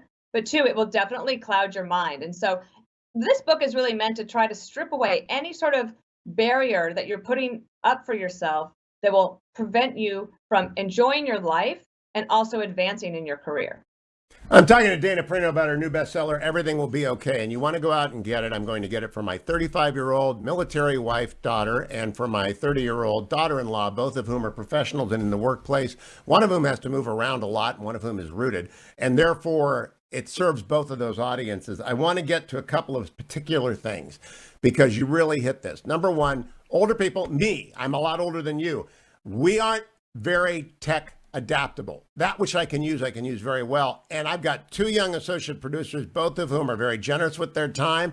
And they don't make me feel like a moron for not knowing how to do something. You encourage young people to be helpful, but also not to be helpful in a condescending way to older people vis-a-vis technology. Wonderful advice, Dana, because if you do the helping, but you make people feel like a moron, they're not going to like that. Yeah. So, I try to keep up, but it is difficult. And I found myself not too long ago scrambling for something, looking for something. Oh, it's when we went to the Super Bowl. And there was this very complicated app that you had to use in order to get your tickets. And it was fairly intuitive, but it was asking for all of these things. And I just handed my phone to my assistant and said, can you help me? And she did it. And she handed it back. She goes, there you go. We're all set. Instead of saying, what do you mean? You don't know how to do that? Like, so easy. Like, what are you talking about? Now, that's the greatest way. It's such a positive book. And the key, I tweeted about this, is about up managing. And it's on page, where it's managing your boss, 151. Maybe it's, I don't know where it is. It's in there. Up managing. Would you talk to people about this? Because it made such abundant sense. I'm at the end of my career. I've got 10 years left, and people have to pay attention to what I want, not how they want me to be. Right. So you hear a lot about management. There's so many books that are written about how to manage other people when you're managing someone who is working below you. But the key, I think, to setting yourself apart in this competitive world is how can you manage up? In television, you might call that talent management. But I think of it this way. When I work for President Bush, can I anticipate his needs? Can I be prepared when he says, what did she say? What happened here? Are we going to this thing? Do I have all the answers? Am I prepared to deal with him? And also, here's another thing. You have to figure out what your boss's timing is. So when she walks in the morning and she's got all this, her bags, and she's got her email out, and you say, hey, they wanted to know if at 2:30 today you could do, like, that's not the time to ask. Let her put her bags down unless something is urgent and figure out how she likes to get information. Figuring out how to make your boss's life better will ensure that then your day is going to go more smoothly, and you're much more likely to be promoted or get that great new job that you want. There were some great W stories in here. I love the fact, and you had not previously disclosed this, that he liked to be briefed en route to an interview, which I understand completely, because then nothing gets in the way between the last bit of information you give him about the interview that's about to happen. So that might be a 30-second brief. It might be a 45-second brief. It might be a 5-minute brief. I don't know, but you learned how to adapt to his need. You didn't try and schedule time onto his calendar. That's actually transferable from the Oval to everywhere. Yeah, so the flight on Marine One from the South Lawn to Andrews Air Force Base is 10 minutes. Hugh, what I could get done in 10 minutes, you would not believe. And I would filter, like, what are the 5 things that I need to get done today? And I could ask him 1, 2, 3, 4, 5. And if he said, let me think about it, I said, can I come back to you on the plane on that? Absolutely. So I'm always like signaling, I'm going to need a little bit of your time. I don't want to bother you. Hey, I can do this quickly. And that makes them want to see you again. Yeah, although it's pretty funny, on the way to an interview, I might say, okay, here, you're going to get a question on this. And he would say, yeah, I know. And it's not my first rodeo. And I would say, I know, sir, but you have to practice like you play. So Yeah, I love that. I love practice like you play, gently reminding him, it's not your first rodeo, but sometimes you got thrown off. I love that. Managing Up, by the way, is on page 124. I want to make sure I cover two more things. We're going to talk at length for the Nixon Library. Eliminating negative people from your life. It's brutal. It's cold. It's absolutely necessary. And then the best anecdote in the book is the boss who misses the weekend conference call because you didn't do enough. And you're mad at them, and that's not the right way, Dana. You should be mad at yourself. Explain that anecdote, if you will. Sure. So this young woman, she's working very hard. It was during the election season. She had put the conference call on her boss's calendar, and then she walked away for the weekend, right? And so he misses the call, and he's mad. So he's like, how can I miss this call? And she said, put it on your calendar. Instead of saying, how can I make sure this never happens again? I understand that everybody wants their free time, Hugh. I absolutely do. But if you're in the middle of, let's say, election season, and it's a big deal, would it have been so bad to maybe put an alarm on your phone that makes you send a text or call 15 minutes beforehand? Hi, I didn't want to bother you. Just want to make sure you're ready for that call. It takes just a little bit of ounce of prevention to make sure everything goes smoothly. It really, really helps. I have an assistant at the Nixon Foundation. I have an assistant for everything else, and they both routinely remind me 10 times about every phone call because I just can't keep track. I'm bad at that. It's still not enough, Dwayne says in the background. Dana Perino, this is a terrific book. Everything will be okay, and we will talk for the Nixon Foundation soon. Congratulations, #1 on Amazon, and for a very good reason.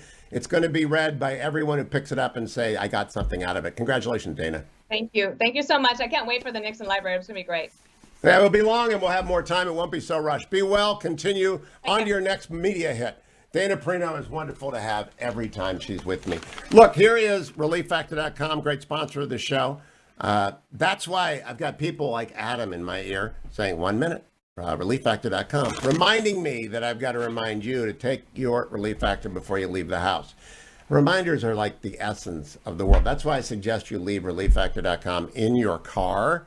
That way, if you do something dumb like forget to take it, you will then take it in your car. If you're doing something every day, or put it on a shelf, or put it in the bathroom where you shave, or any place that you go every day. It can be on the piano bench as you exit the door. I know that doesn't really thrill a lot of Fetching Mrs. Hewitt types out there when you leave it out, but I say leave it in the studio. Coming back with one of our freshman Republican women, young Kim from Southern California. Don't go anywhere, America. It's the Hugh Hewitt Show.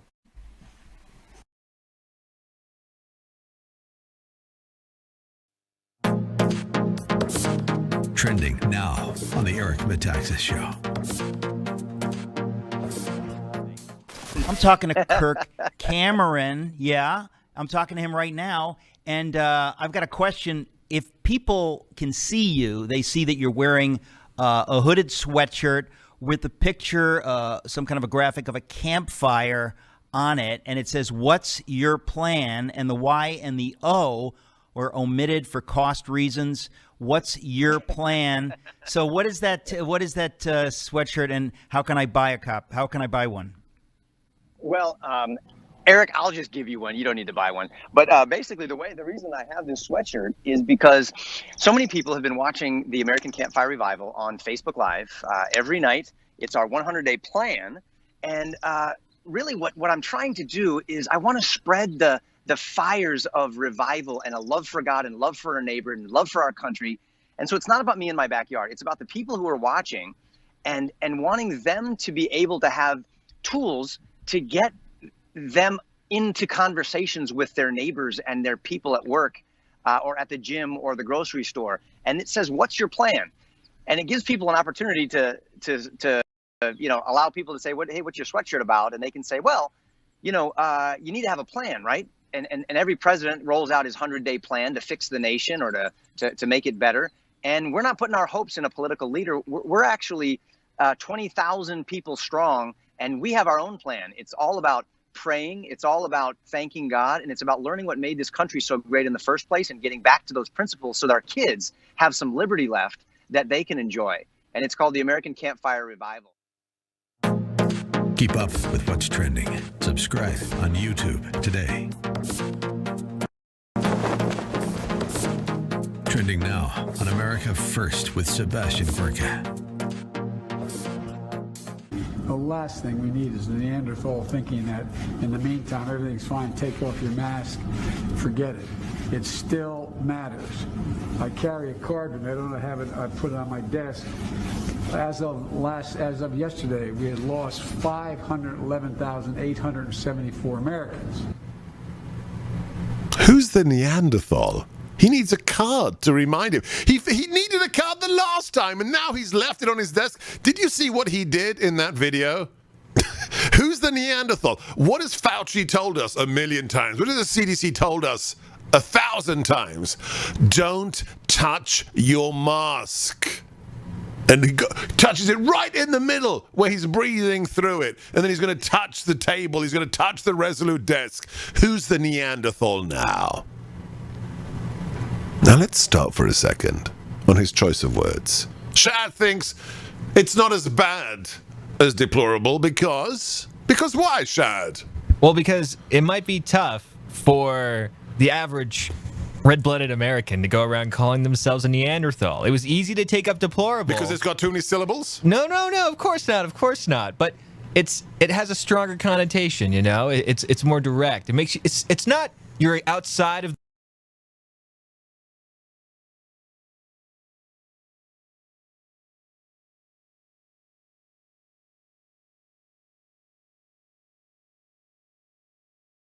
Welcome back, America, everybody, including KGMI, my new affiliate in Washington State on 790 up there in Bellingham. Good to have you with me. I've been doing a exercise. I'm talking to most of the freshman women who've been elected to the House on the Republican side. Today's guest is young Kim. Ms. Kim won after losing 2 years ago. She hung in there. She came back and beat the incumbent Gil Cisneros. Congresswoman Kim, welcome. It's great to have you on the Hugh Hewitt Show. Thank you so much for having me, Hugh. It's so good to talk to you. Now, I'd love for you to tell people your background. We got a national audience. They may not know young Kim. If you're in Southern California, you know who young Kim is. But tell people who you are, where you came from, and why you wanted to go to the Congress. Sure. I am an immigrant from South Korea. My family came here 4.5 years ago to pursue the American dream that we so often talk about. I was born a few years after the Korean War, so my parents, especially growing up as the youngest of 7 kids, thought that there was no way they could provide me with the educational opportunity, economic opportunity. That's why we came here. Look, 45 years later, I am a member of the House of Representatives. This is truly the American dream that my parents thought, and we're living it. I am delighted to be able to come here with a little bit of an experience as a long-term congressional staffer working for former chairman of the Foreign Affairs Committee, Ed Royce, who represents the 39th Congressional District. And, oh my gosh, I had the opportunity to serve in the State Assembly, and now I'm here. This is truly the American dream, and I can tell you that the promise of America is live and real. And let me tell you, the 39th District, Hugh, you know very well, because this is the home of the former President Richard and Mrs. Pat Nixon. And I know you are serving as the president of the Richard Nixon Library, so we have the opportunity to meet in the district, and I look forward to meeting you again back home. Well, Congressman Kim, your story is very interesting because having been a staffer to the great Ed Royce for so many years, he was on the chairman of Foreign Affairs. Now you sit on the committee. What's that like to go from the row behind the committee to the front row and have a staffer behind you serving your needs and asking you, are you prepared? Do you have what you... It's just got to be very satisfactory. It's a lot of... Guys, knowing what I had to go through being a staffer, I have so much appreciation for the staff that you surround yourself with who make you look good, but at the same time, I have an obligation to do the job right so that as a team, Team Young is productive, bringing results to the 39th Congressional District, and it's truly helpful. At least I know where some of the bathrooms are, but then again, as a member, I find myself walking down the halls, not seeing where I'm going because I'm always looking down, reading paper, getting ready for the next hearing or, committee rooms, and then going down to the votes. I have so much admiration, I should say, and appreciation for what the staff has go through, and then now I feel like I got to do a better job. Now, Congresswoman Young Kim, I want to focus on one thing. You are Korean American, and Yes. when people talk about the Asian American vote, they do a crazy thing like they do with the Latino vote. They lump all Asian Americans into one category. That's simply not correct because everyone's got different agendas. So you must be a special weapon for the NRC when it comes to the Korean American communities, which are strong, vibrant, and organized across the United States. You're so correct. Asian Americans are not monoliths. And in my district, I believe we have about at least 17 different languages being spoken. Wow. I am representing a district that is about 1/3 Asian Americans. Our strength has been the strong community outreach. Even within the Asian community, look, the way that I won is because I was able to reach out to all communities in this very diverse district, but reach them in their language with the issues they care about. Of course, Asian American issues are American issues. So we talk about anything from economy to healthcare to understanding that we cannot fix all of these issues unless we stop the gridlock and come together. That's what Asian Americans, Hispanic Americans, Caucasians, that's what we've done, and we talk to them about the issues that they care about, and that's how I won. Now, no sooner do you win the seat. You lost once, you won, you came back, and sometimes it takes 2 races to win. You did the 2 races. Now they're going to redistrict the 39th. When do you expect to know where your new district is and start campaigning on the places that are new and say goodbye to the places that are gone? We really don't know how the redistricting work will play out, but what I'm hearing is that sometime in summer, we're going to get the census that will at least tell us how many seats we'll be losing. I know we're losing 1 seat for sure. There is a talk of maybe losing 2 seats in our state. That means my district may or may not have the LA County cities that is currently in this district.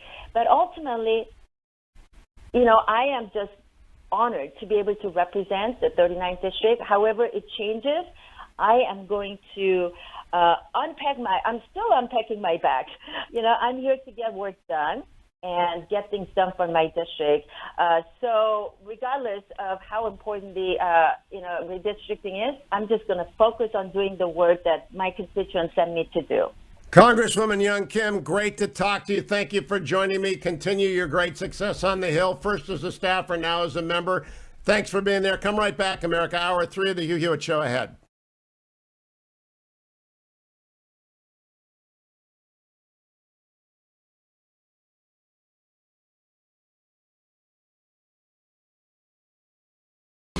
This is Carol Platt-Liebau of Yankee Institute for Townhall.com. Matt Meyer is president of the Berkeley Federation of Teachers, a union leading the effort to keep children at home, insisting that reopening schools is just too unsafe. So jaws dropped when video of him was seen taking his own daughter to in-person preschool. The episode highlights the hypocrisy and cynicism evident in too much COVID policy, especially in education. School districts with strong teachers' unions are less likely to hold in-person classes. Meanwhile, our children remain trapped at home, suffering from social isolation and learning loss. The achievement gap has increased, and there's a worsening youth mental health crisis. Parents have stood by helplessly at the mercy of the unions, even as the CDC admits that schools can reopen safely. In-person learning shouldn't be reserved for children of the privileged. Our kids deserve policies that put their rightful needs over the self-serving demands of union elites. I'm Carol Platt-Liebau. The Pepperdine Graduate School of Public Policy, impacting policy decisions today, preparing public leaders for tomorrow. Learn more at publicpolicy.pepperdine. Trending now on the Charlie Kirk Show. I want to praise Governor Greg Abbott for announcing that he is going to fully open the state of Texas. He's been a little bit slow to the draw. He locked down too much back in the spring, but he is doing the right thing. Brenna has emailed us, and it's a great question. Charlie, Governor Abbott finally stepped up and had the courage to open Texas 100%. You're right. He also removed the mask mandate, and we could breathe again. I'm thinking he took notes from Ron DeSantis. You're right. So proud of his courage. However, many people are saying he made the wrong choice. How can this be? Why would people not want their freedom back? Love the show. Listen to you every day. Brenna from Little Elm, Texas. Brenna, you have asked the best question of the day. I'm going to send you a signed copy of the MAGA Doctrine because you are pursuing truth. People don't want to be free. They want to be taken care of. Our natural sinful state is not one of liberty. There's a phenomenal quote at the law school in Harvard that says the law is the wise restraints that keep men free. It's a little counterintuitive, isn't it? That the law, limitations, restraints, is actually what keeps you free. Keep up with what's trending. Subscribe on YouTube today. Trending now on The Mike Gallagher Show. The Wall Street Journal says this eternal public health crisis is unsustainable politically and economically. Washington cannot keep passing trillion-dollar spending bills with jobless benefits, food stamps, cash payments, rent subsidies, and other welfare to help unemployed and many gainfully employed Americans. Forget the mental health toll on people who've been cooped up for a year. Democrats seem pleased they can use the pandemic to expand the welfare state. Some are now demanding recurring stimulus checks and enhanced unemployment benefits tied to economic conditions. 10 Democrat senators wrote to President Biden this week and said, this crisis is far from over and families deserve certainty that they can put food on the table and keep a roof over their heads. Meanwhile, the Wall Street Journal points out, they are preparing a giant climate infrastructure spending bill that they say is urgently needed to jolt the economy and save the planet. The Wall Street Journal concludes by saying this: behold how the COVID crisis bleeds into a climate crisis. Is this editorial right? Do you agree with it? Keep up with what's trending. Subscribe on YouTube today. Trending now on The Dennis Prager Show. I have a list of 32 questions that you should ask any relative or friend and send the list to any relative or friend to find out if that relative or friend is a liberal or a leftist. It's powerful stuff. I'm going to read to you the questions. I actually read it last night. I read it when it's published because when you see your work published, it looks different, as it were. And here, I'm going to call it up from, well, I would if my computer worked. It renders that difficult. That's too bad. All right, I'll get it up somehow. There are 32 questions, and I worked very hard in phrasing it in such a way as to make it completely clear so that the reader does not have to ask, well, what does that mean? What do you mean by that?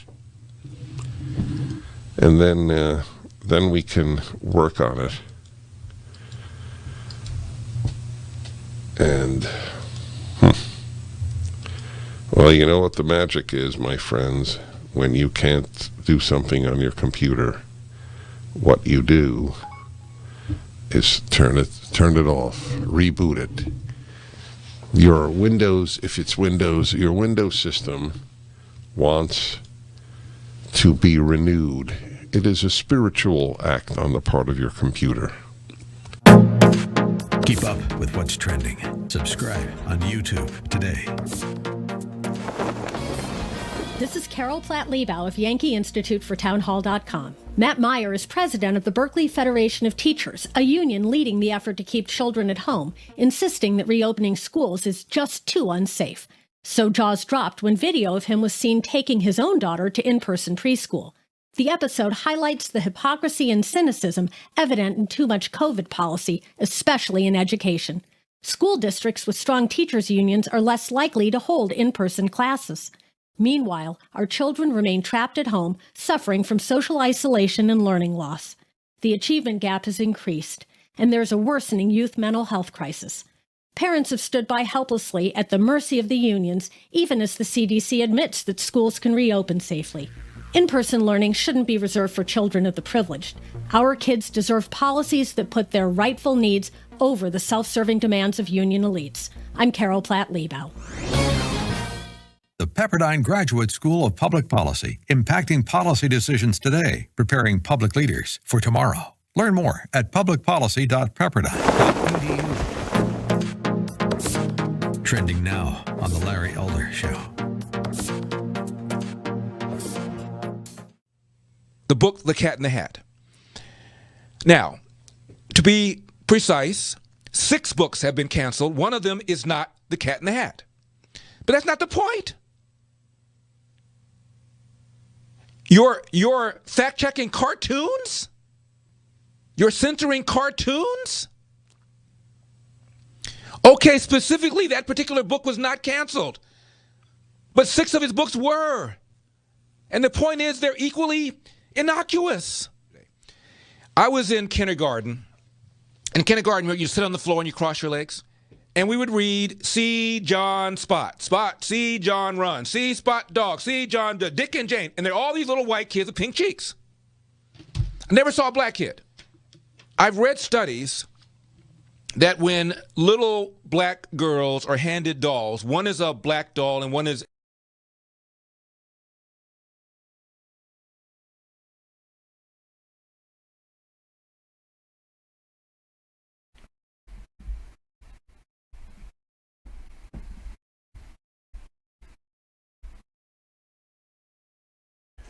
Morning glory, America. Bonjour, hi, Canada. Hugh Hewitt. Great to be speaking to all of you, including my new affiliate in Bellingham, Washington. Nobody can replace Rush. I'm happy, though, to join in that time slot and talk to the people of northwestern United States. I'm joined this hour at the top by a new senator, Senator Bill Hagerty of Tennessee, formerly Ambassador Bill Hagerty to Japan, formerly Boston Consulting Group, Poobah, formerly a lot of different things. He's a double Vandy graduate, so he doesn't know anything about football, but we're glad to have him here. Senator Hagerty, good to have you. It's good to be on with you, Hugh. I wish I had a different answer for you about Vanderbilt football, but I love my Commodores no matter what. Yeah, have they won a game in during your 4 years that you were there? Were they getting good? They were good once, a long time ago, right? Well, we actually went to a bowl game. When I was at Vanderbilt. So it happens. I can remember the day we beat Florida, and the excitement in the stadium was just unbelievable. So it's happened before, Hugh. It can happen again. It can happen again. I want to talk to you, before we get to the serious stuff, about Jimmy and Dee Haslam. They're friends of yours, right? Yes, I know Jimmy and Dee. Okay. Would you call them up and tell them to extend Baker Mayfield immediately, like for 5 years? We Browns fans, we got one. We finally got a quarterback. We just need to extend him, and so I don't know what it's going to cost. It's going to break the bank. And then John Cooper's a buddy of mine from college days. You get along well with the mayor of Nashville? Don't know him very well. He was elected while I was serving as ambassador to Japan. He's got some real challenges right now. You know what happened on Christmas Day in Nashville with that explosion. And I know he's trying to deal with that, and all mayors are trying to deal with the difficulties surrounding the pandemic. So I'm certain his hands are very full with issues there locally. He's a good man. That's a good chance for a Democrat and a Republican to be friends. I hope that works out well. Now let's talk about you, Senator. When you were in Japan as the ambassador, that gave you a front row seat to the rise of China. Do you think Americans get this? I think they're getting it more and more. I was just looking at some Pew Research this morning, Hugh, and Americans the Pew Research was just looking at the period 2018 to 2020. And on every dimension, whether you're a Democrat or Republican, you are more likely to say that China is a top priority as a long-range issue for America. In fact, if you're a Republican or you lean Republican, 63% of Republicans now believe that. But also a large number of Democrats are moving the same direction. Not quite as strong, but I think the nation is waking up to the fact that China is more than a competitor. It's become an adversary. Now, Congressman Michael Waltz, and I always disclose my son works for him, but Congressman Michael Waltz introduced a resolution in the House urging the United States to boycott the 2022 Olympics putting on by the PRC if they are not moved by the IOC. Will you agree with that sentiment, Senator? Well, I've heard talk about this. I think what we need to do is look at ways to directly address the malign activities of China. And they have been guilty of gross human rights violations, and I think this is one of the focuses here. If they can't move in the right direction with respect to their persecution of the Uyghur population there, look at what they've done in Hong Kong, and they're continuing to mount a more threatening posture toward Taiwan. I think we need to look at everything at our disposal. I'm not there yet as of today because I want to keep putting pressure on China to move in the right direction and give them the room to do that. But I certainly am willing to look at any lever that we can use to push back. My biggest concern about China, though, has been something that's manifested itself over the years. It's not anything that's recent. This has been going on. They have been a huge threat to us economically. They steal our intellectual property. They make it extraordinarily difficult if we want to do business in their nation. They force you to take on a Chinese partner. They force you to transfer your technology to them. You have to put your servers behind the great firewall of China. And they subsidize their own industries so that they can compete unfairly against ours. They've been huge predators economically, and then militarily they've really stepped it up, Hugh. It was certainly a front row seat, as you said, when I served as U.S. ambassador to Japan. But China has moved so aggressively from a military standpoint in the South China Sea and the East China Sea. They recently passed a law that allowed them to arm their Coast Guard, so to speak, which really means the Coast Guard has turned into a Navy that are out threatening every day our friends like Japan. I'm going to be talking later this hour with Admiral Stavridis about his new book, 2034, which I recommend to the entire audience, co-authored with Elliot Ackerman, about how war could begin, unfortunately, by accident because of their aggressiveness in the South China Sea. And I'll come back to the People's Liberation Army Navy in a second, but I want to stay on the Olympics because you were in Japan when Japan was getting ready for the Olympics, and you know how it engages national pride, and you know how they had to postpone it for a year. So even if the IOC were to postpone the Winter Olympics in 2022, it wouldn't be a disaster. They know how to do that. They just did that. You're right, Hugh. They just did, and they're working very closely. I hope to see Japan successfully pull the Olympics off in 2021.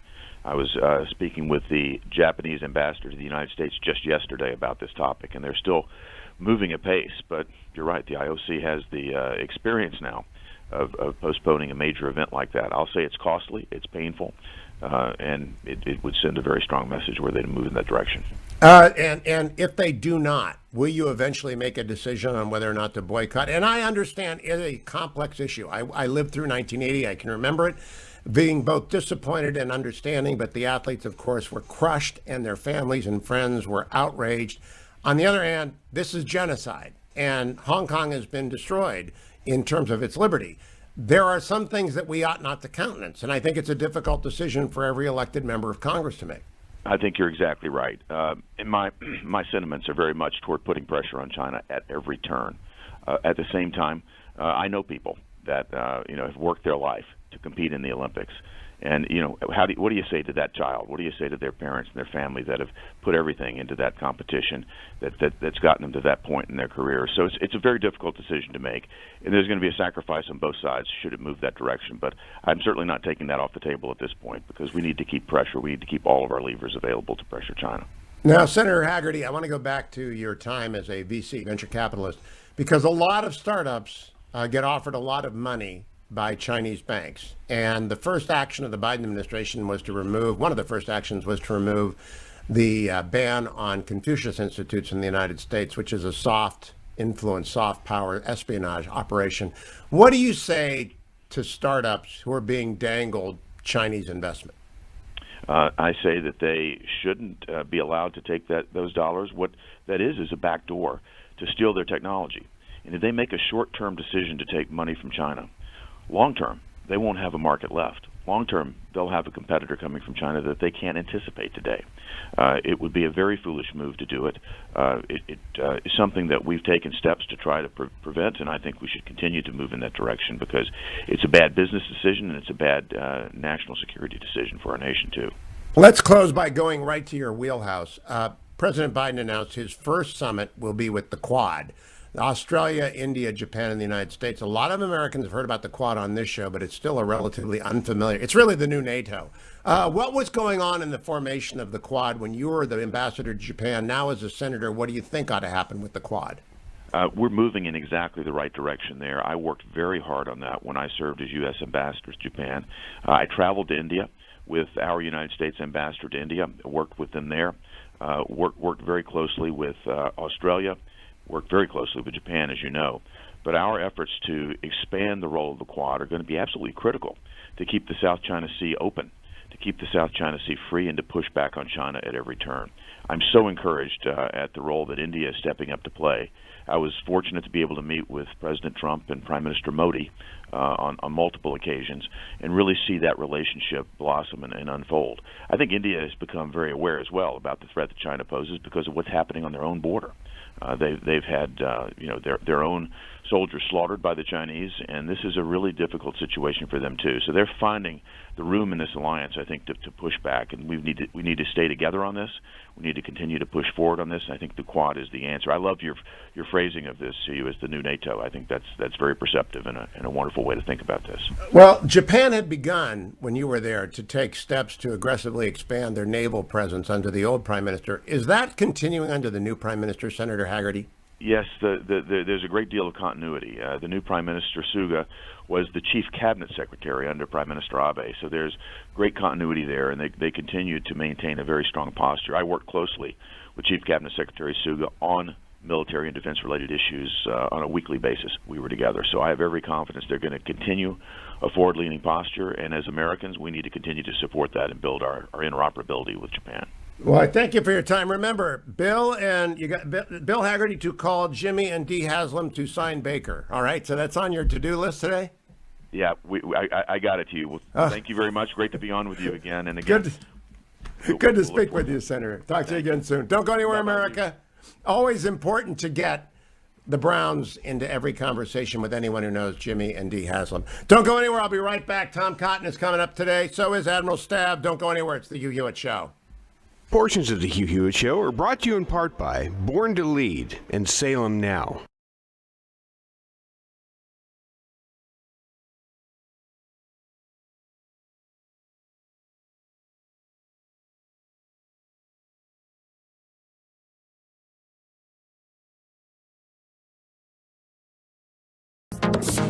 Trending now on the Dennis Prager Show. I have a list of 32 questions that you should ask any relative or friend and send the list to any relative or friend to find out if that relative or friend is a liberal or a leftist. It's powerful stuff. I'm going to read to you the questions. I actually read it last night. I read it when it's published because when you see your work published, it looks different, as it were. And here, I'm going to call it up from, well, I would if my computer worked. It renders that difficult. That's too bad. All right, I'll get it up somehow. There are 32 questions, and I worked very hard in phrasing it in such a way as to make it completely clear so that the reader does not have to ask, well, what does that mean? What do you mean by that? And then we can work on it. And well, you know what the magic is, my friends, when you can't do something on your computer. What you do is turn it off, reboot it. Your Windows, if it's Windows, your Windows system wants to be renewed. It is a spiritual act on the part of your computer. Keep up with what's trending. Subscribe on YouTube today. This is Carol Platt-Liebau of Yankee Institute for Townhall.com. Matt Meyer is president of the Berkeley Federation of Teachers, a union leading the effort to keep children at home, insisting that reopening schools is just too unsafe. So jaws dropped when video of him was seen taking his own daughter to in-person preschool. The episode highlights the hypocrisy and cynicism evident in too much COVID policy, especially in education. School districts with strong teachers' unions are less likely to hold in-person classes. Meanwhile, our children remain trapped at home, suffering from social isolation and learning loss. The achievement gap has increased, and there's a worsening youth mental health crisis. Parents have stood by helplessly at the mercy of the unions, even as the CDC admits that schools can reopen safely. In-person learning shouldn't be reserved for children of the privileged. Our kids deserve policies that put their rightful needs over the self-serving demands of union elites. I'm Carol Platt-Liebau. The Pepperdine Graduate School of Public Policy, impacting policy decisions today, preparing public leaders for tomorrow. Learn more at publicpolicy.pepperdine.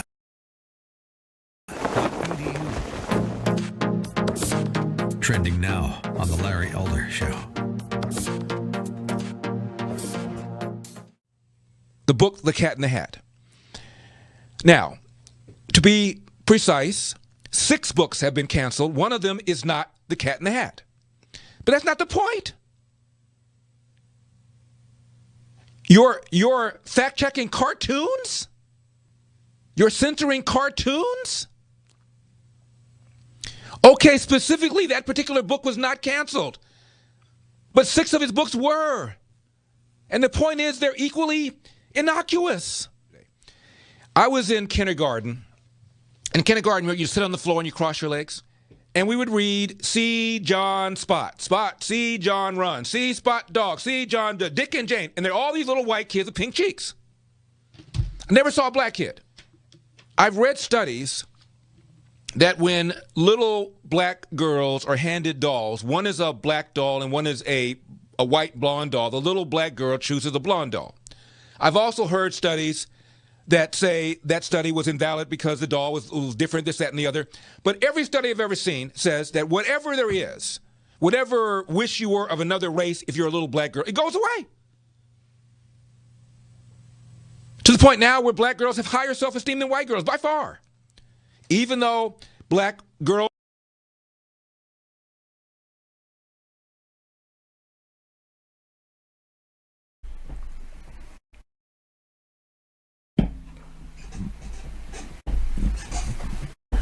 Welcome back, America. You know who needs you right now? Food for the Poor needs you. And I tell you about this 3 times a day. Food for the Poor and I have partnered together for years. They've sponsored many programs, and I have always sponsored them. And this year, 2021, Fetching Mrs. Hewitt and I cut the largest check we've ever cut to Food for the Poor. I'm not going to tell you how much. That's left-hand, right-hand stuff, but enough that we had to pause and think about it. But in fact, the need in Central and South America has broken all dams. It's over the top. It's crushing. And that's because of a series of natural disasters that hit Honduras, and we'd be doing this drive anyway. But you combine it with the impact of COVID on a deindustrialized state and one with rampant social problems, and you have a disaster. You have hospitals that don't exist being filled up with patients in numbers previously never seen without the adequate virus or therapeutics that the United States or first world economies have. And as a result, thousands of Hondurans are on the move, trying to move north, but right now they're trying to just get fed. And if Food for the Poor can keep the rice and beans coming, stability can return to that country. To do that, you have to put yourself in the place of one of those poor people. And I say poor people because they are actually poor and they are also desperate. Because if you have a child and that child hadn't eaten in 3 days, you are desperate. And so please help. Food for the Poor is the best in the world at this. There are a lot of great relief organizations. I don't mean to in any way denigrate anybody's good effort. And a lot of small-time missions and a lot of big-time missions. Food for the Poor does it best. That's why I sponsor them and they sponsor me. They do it best. They've been doing it for decades and decades and decades. They know what works. They know how to make the dollar go the longest, and they know how to stretch it, and they know how to deliver through local and partnered organizations in Honduras. All you have to do is make your $10, your $100, your $50, your $500. Some of you can give a big check that makes a huge difference. Some of you can do $37 that makes a huge difference to one child. So don't denigrate yourself. Any kind of sacrifice you make is genuine and deep and praiseworthy if you're a believer in the eyes of the Lord. And you do that at the top of HughHewitt.com. There's a banner that you can click on. You can always phone 855-359-HOPE, 855-359-HOPE. But I think it's best to go to HughHewitt.com and play it there. Just in case you missed the good news, Piers Morgan quit yesterday after being lashed on Good Morning Britain. Now, Piers Morgan got dropped by CNN. No shame in that. I had a low-rated show at MSNBC. I got dropped too. So there's no shame in that. There's a lot of shame in walking off a set because someone is giving you a hard time. And the weatherman, who Piers Morgan has given a hard time to for years, finally had it on Good Morning Britain yesterday and began to bang up Piers Morgan for his hatred of Meghan. And Piers walked off. Most unprofessional thing you can do. Cut number. Python, I want that clip, Dwayne. Okay, I'm done with that. I'm going to just play that when an interview goes off the rails, like with Tom Cotton coming up. Stay tuned.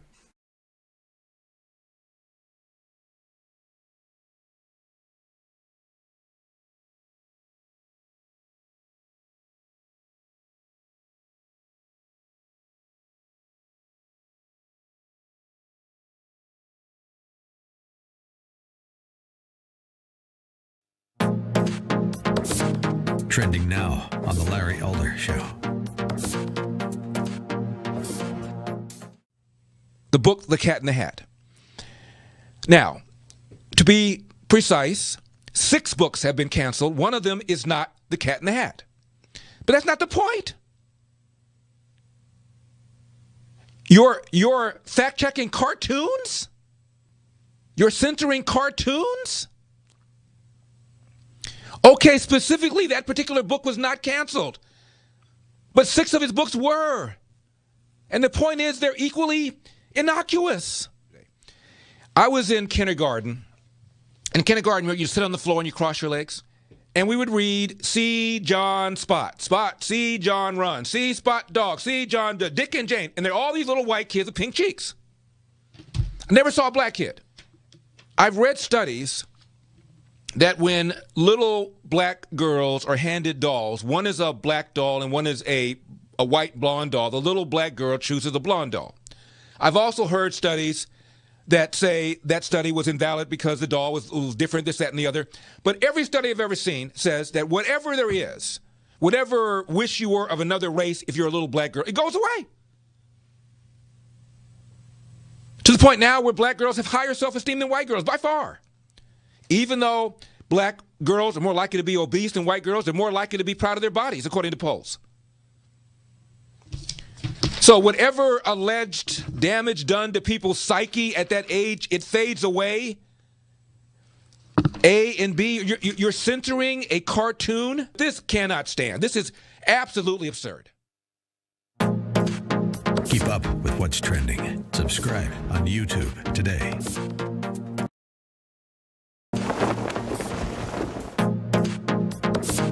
Trending now on the Eric Metaxas Show.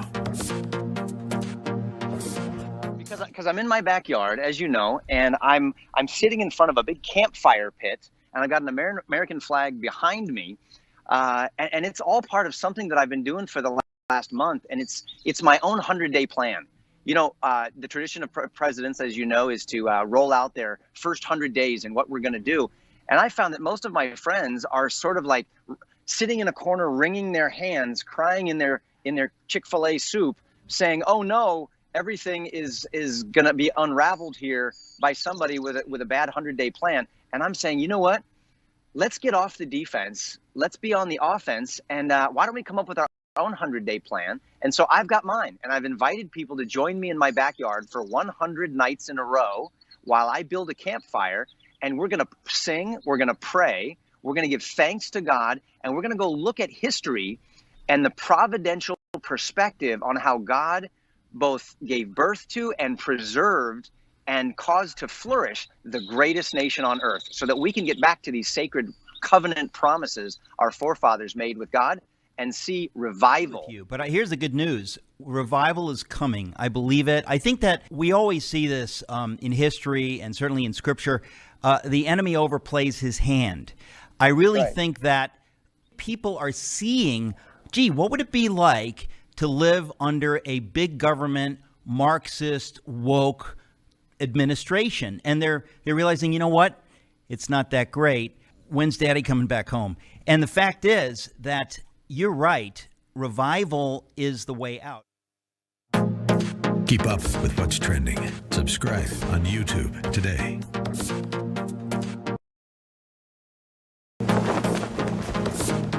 Trending now on America First with Sebastian Gorka. These are the U.S. states and territories that do not have a mask mandate. Alaska, that's a biggie. Arizona, Florida, Ron DeSantis, Georgia, Idaho, Iowa, Mississippi, Missouri, Montana, Nebraska, North Dakota, the Northern Marinara Islands, Oklahoma, South Carolina, South Dakota, Tennessee, and Texas. Now, let's be very clear. It's not complicated math. Not having a mask mandate, not having the state say you have to, you are mandated to wear masks, does not in any way, shape, or form prevent an American citizen from wearing a mask. If they wish, they could wear a level 4 biohazard suit to go shopping for a gallon of milk. But the state does not require of you to wear a mask, because they treat you like an adult. They think it's up to you. Just a little reminder.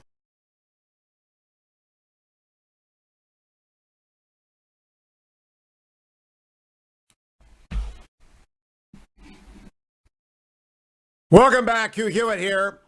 A special welcome to my new audience in Bellingham, Washington on AM 790, News Talk, AM 790, 96.5 FM, KGMI.com in Bellingham, Washington. I usually get to talk to Senator Tom Cotton once a week, Washington State, so you'll know what's going on in the United States Senate. He joins me now. Good morning, Senator. How are you? Good morning, Hugh. It's great to be back on with you, and greetings to all of your listeners in the great Pacific Northwest.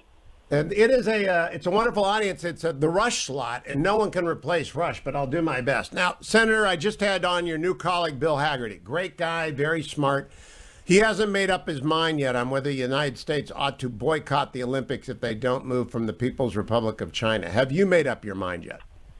Hugh, I think we can cross that bridge when it gets to it. I've joined Bill and other senators in saying that we should relocate the Winter Olympics away from China so we don't give them a propaganda victory at a time they are crushing all dissent and political autonomy and freedoms in Hong Kong, while also engage in genocide in Xinjiang province against a religious and ethnic minority. I hope that the IOC will listen to our calls and take action. Again, these are the Winter Olympics, not the Summer Olympics. The Winter Olympics are a much smaller affair, and therefore it's much less complicated to try to move them on relatively short notice. Now, Senator, Michael Waltz in the House, and I always disclose my son works for him, put out a resolution saying the IOC did not act on, I think it was Senator Scott's resolution. The time is too short. We have to announce the boycott now as a lever on them. What's your deadline in your mind to join an effort like Congressman Waltz's? So here, I don't think yet the time is too short, and that's in part informed by what we've seen over the last year. You know, it was a year ago tomorrow that the NCAA canceled a lot of sports and kind of the world froze on March 11th. And you've seen an amazing ability to have major events come off in relatively short order, things that wouldn't be have been expected over a year ago. So I think there's still some time left before we have to make that decision. obviously we want to balance the interests and aspirations of our great Olympic athletes against hosting the Olympics in China, given all the things they've done to their own people and to American interests at home and abroad. So let me flip my next question on its head, Senator. I have a long list of things that President Biden and his team have already done that are wrong. I'm wondering if you can come up with anything that they have done that is right. Hugh, the list is pretty long of things they've done wrong, especially if you look at what they've done in the Middle East, in terms of trying to go back to the table with Iran, revoking the terrorist designation of the Houthi organization in Yemen, which has just caused them to become more aggressive against our allies in the Arabian Peninsula, engaged in a somewhat feckless and weak attack against Iranian-backed militias for trying to kill Americans. In fact, even refusing to call them Iranian-backed militias. I don't know if you've noticed, but the new Pentagon standard is Shia-backed militias. So they would slander an entire branch of the Islamic faith than say that Tehran-backed militias are trying to kill Americans. That's pretty remarkable. I want to ask you about, as well, since you're on the Intel Committee, there is a story last night that a Silicon Valley startup by the name of Verkada, Verkada, was breached, and the hackers obtained thousands of security camera video backup of places like Tesla, jails, hospitals, and it again exposes to us how vulnerable the United States is. Have you been briefed on that one yet, Senator? Hugh, I don't want to speak about classified matters. I will simply say this.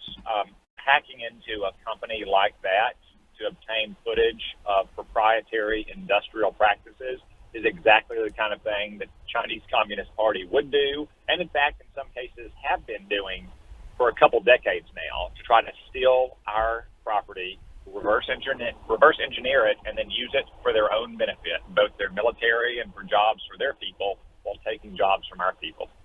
Well, I can also think of, and I had in mind the pictures from Abu Ghraib, that if you grab, if the PRC did this, or another hostile nation state, or even organized crime, they will have in their vault now thousands of hours of video that they can selectively release to turn on the outrage mobs, rightly or wrongly, on various things. It's a complete, I'd never even considered hacking security videos until this morning. Yeah, security videos, or for that matter, manipulated videos as well, too. So do you think there's any organized effort that's across the aisle bipartisan to somehow strengthen protection against hacking, Senator? Yes, Hugh, and it's something that our intelligence community in particular has focused on. This is something on which the Intelligence Committee in the Senate, it's fairly routine hearings because it is such a grave threat to Americans' privacy and to their security and to their jobs and our economic prosperity, because so much of what China does is designed to steal our property, to be able to reverse engineer our proprietary industrial practices and create copycats in China. Now, this is a horn of a dilemma, because yesterday Team Biden hinted that they were going to nominate a graduate of law school 4 years out to be a chair, to have a membership on the Federal Trade Commission, a 4-year lawyer. First of all, in general, from any administration, what do you think about a 2017 graduate getting a chair on the Federal Trade Commission? Well, Hugh, I'll evaluate that nominee on his or her merits when we get to the nomination. I will say a lot of these nominees have been far left ideologues. You may have seen the hearing at the Judiciary Committee yesterday with Vanita Gupta to be the number 3 person at the Department of Justice. I mean, she refused to say whether if Democratic mega donor and notorious sexual predator Harvey Weinstein decided to identify as a woman tomorrow, the government would have to move him to a women's prison facility. She refused to say whether she would intervene in cases to force high school athletic conferences to require a biological boy to be allowed to compete against girls if he wanted to transition his gender identity. So she's a far left ideologue, as are most of Joe Biden's nominees. So I'll evaluate that nomination on the merit, but if past his prologue, it doesn't bode well Now, do you get any sense that Joe Manchin is going to draw a line in the sand around anyone other than Neera Tanden? Is he going to help out on any of these people? Well, there's been a precedent established with Neera Tanden about the intemperate demeanor that she displayed on social media. We had another one of these nominees in front of the Armed Services Committee last week, Colin Call, to be the number 3 official in the Department of Defense. If anything, his social media posts are worse than Tanden, and that position is much more important than the Office of Management and Budget. The senior policy official at the department, even tempered and relatively nonpartisan. And Colin Call is not only an ideologue, but he's an unbalanced, unhinged partisan. And I can't imagine that Joe Manchin, having established that precedent for Neera Tanden, is going to somehow break the precedent for Colin Call. But we'll see where the votes are whenever it comes to the Armed Services Committee. Now, I want to close on the COVID bill, Senator Cotton. The liberal media is saying that the Republicans blew their chance to defeat the COVID bill by not arguing the specifics, instead arguing Dr. Seuss. How do you respond to that? And then which specifics do you think are going to become the key reminders of how bad the COVID bill is? Well, first off, I dissent that you refer to it as a COVID bill because it's far from a COVID bill. This bill is just paying off a lot of Democratic clients and patrons, like public employee unions and teachers unions, and fulfilling a lot of longstanding Democratic wish lists. But the Democrats cast some amazing votes Friday night, Saturday morning, Hugh. They voted to continue giving stimulus checks to prisoners, people like the Boston Marathon bomber, and Harvey Weinstein, for that matter. They voted to give money to cities and states that remain sanctuary jurisdictions to protect criminal illegal aliens without providing any sanctuary to their victims. They voted to continue giving checks to illegal aliens. So the Democrats cast a lot of astonishing votes, and I suspect that you will see a lot of those votes come back in television advertisements next year in the midterm election campaign. I hope you are right. I also think people need to know that San Francisco got bailed out. I just can't believe that Nancy Pelosi stuck in hundreds of millions of dollars for the city of San Francisco, one of the worst managed cities in the United States of America, Senator. Did Little Rock get any money? Well, you're probably not as much as San Francisco will, but there's virtually no Democratic jurisdiction, city, county, or state that won't be bailed out. And some of the fine print that is still coming to light is amazing. I don't know if you know as well that cities and states that take this money are prohibited from cutting taxes for the next. So money is fungible. So even though they prohibited money from going to their public employee pension plan managed, of course, if the state can put money towards, say, teacher salaries or firefighter salaries from this bill, they can shift their general revenues to shore up their pensions. Oh, my goodness. That's a spending clause case. That is a spending clause case. That is a bridge too far. That's like Obamacare and Medicaid. I hope someone brings that. Senator Tom Cotton, always a pleasure to speak to you, Senator. Thanks for joining me. Thank you, Hugh. That is a bridge too far. I didn't know that. Cities are forbidden from cutting taxes. Wow. If they take the money. That's a spending clause case. More on that to follow. Let's check the biggest market story of the day, brought to you by AndrewandTodd.com. Great sponsors of the show, AndrewandTodd.com. Our mortgage lenders. They're a bank. And so if you need to get money out of your house for any reason, it's your house, it's your best bank. It's better than any bank you can make an application to for a loan. The best rate you'll get, the best terms you'll get, all possible through Sierra Pacific Mortgage. Best done through AndrewandTodd.com. Call them at 888-888-1172. That's 888-888-1172. Or better yet, go to AndrewandTodd.com. Answer a couple of questions. It's right there. They'll come back to you with the very best option. And if you're a veteran and you want to buy a house, they will help you get a 0% down house. And if you're a senior citizen and you want to refinance your home and get money out of it and never have to make another mortgage again, payment again, you have to pay your taxes, of course, in your homeowners association. But to get rid of that mortgage and to get cash out, go get yourself a reverse mortgage through AndrewandTodd.com. The biggest story on the market yesterday is that the market soared yesterday. Tesla and tech stocks surged generally. The NASDAQ was up 464 points. The S&P up 54. Overseas this morning, it's mixed. It's up in Germany, it's up in Japan, it's up in Hong Kong. It's down by less than 0.1% in England. But I don't know what's going to bring today. I know the 10-year Treasury is at 1.55%, which continues to encourage people that the quick rise in the 10-year Treasury rate is over, past, and done and behind us. So that's very good. ReliefFactor.com. Let me remind you again before you go out that door, stop, turn around, go back and take your Relief Factor. It doesn't work unless you take it every morning like I do in the first hour, and I remind you 2 more times. It's 4 pills. You can take them in 1 gulp with lukewarm coffee like I do in the first hour, or you can be like the fetching Mrs. Hewitt and take them 1 at a time. I don't care, but just take them. Why? Supporting the temporary relief of minor aches and pains make your commute better, makes your life happier, makes those people around you less miserable because you're grumping around about your bad back or your bad knees, or you're making the same complaint that they've heard for 100 years. ReliefFactor.com works. Tens of thousands of people join me in taking it every day. Give it a chance. That's all I ask you to do.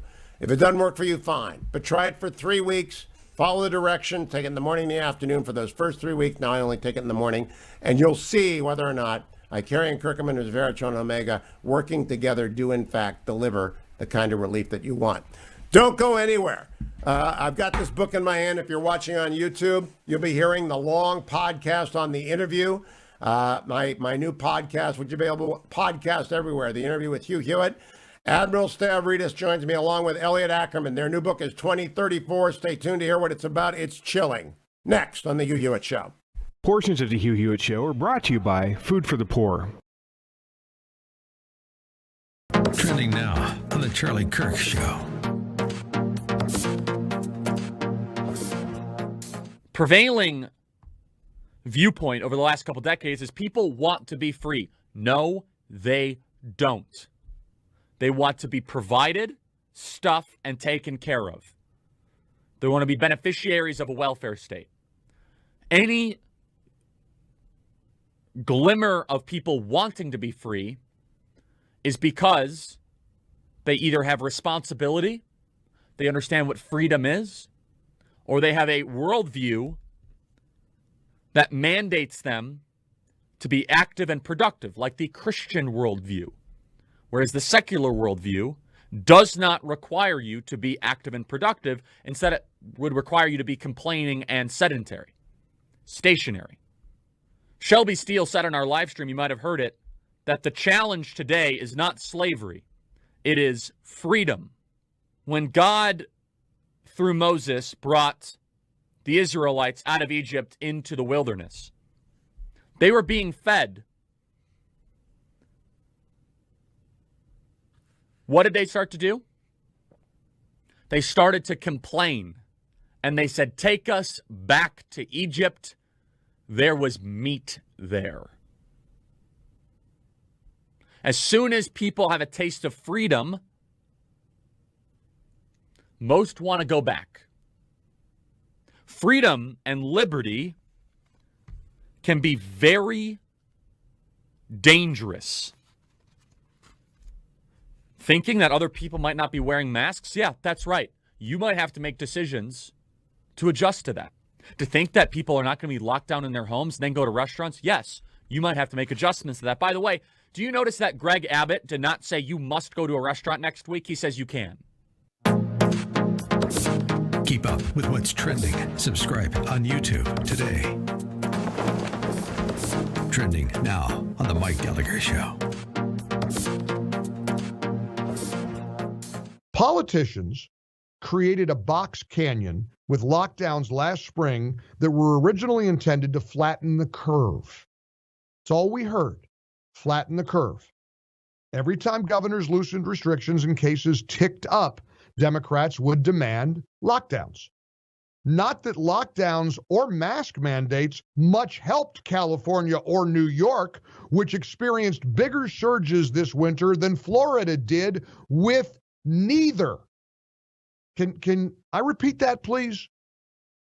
Lockdowns or mask mandates didn't help California or New York very much, which experienced bigger surges this winter than Florida did with neither.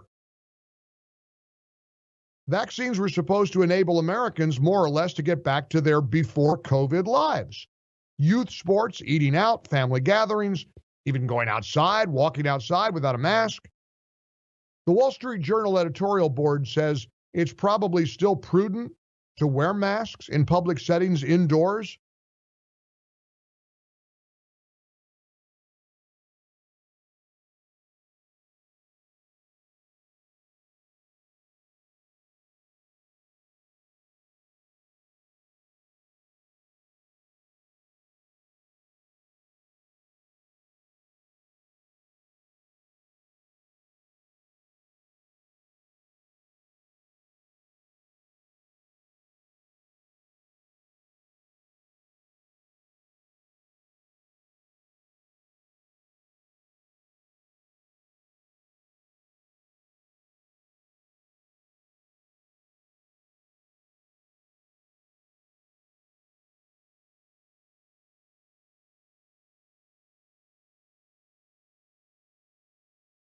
Where we need to go.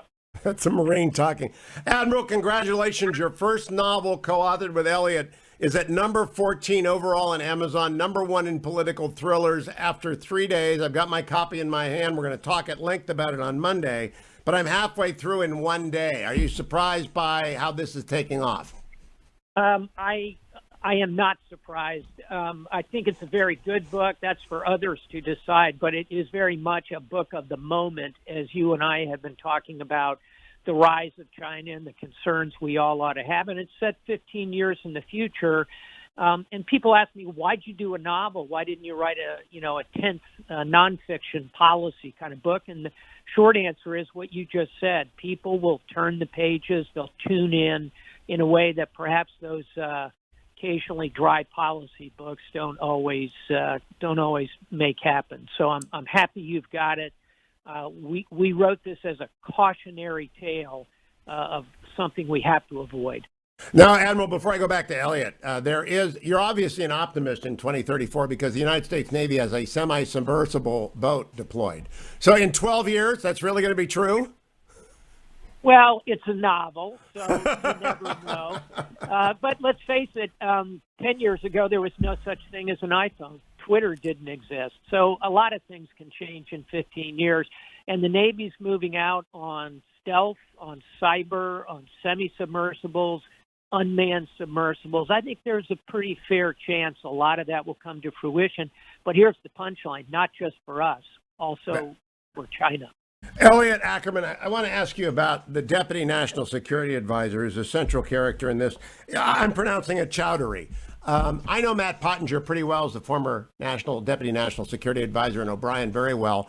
Did you base this fella's worldview on Admiral Stavridis' worldview? Because it sounds a lot like it. We didn't base it on one individual's worldview, but he's very much a character. He is Indian American, and he is a man of two minds about both his optimism about the United States, but also about the United States' place in the world and the types of decisions it's making that in 2034, lead it onto a course with a pretty disastrous war in China. So, so we're not one person. I am working hard on outlining the interview for Monday, the long interview, because I don't want to give away anything. It would be like telling people how the hunt for Red October ended. But that's where the comparison's going to come, Elliot. Now, you're a successful novelist. Are you surprised that you're number 14 overall and number 1 in political thrillers? I think, listen, it's very nice, but when you're sitting there doing the work of writing a book and building out a book, that's not what's at the foremost of your mind. You're trying to create characters who seem real, and you're trying to create a story that's engaging for the readers, but also gets them thinking about some of the larger themes. So, but hey, it's great that the book's doing so well, and I'm very pleased that people are engaging with it.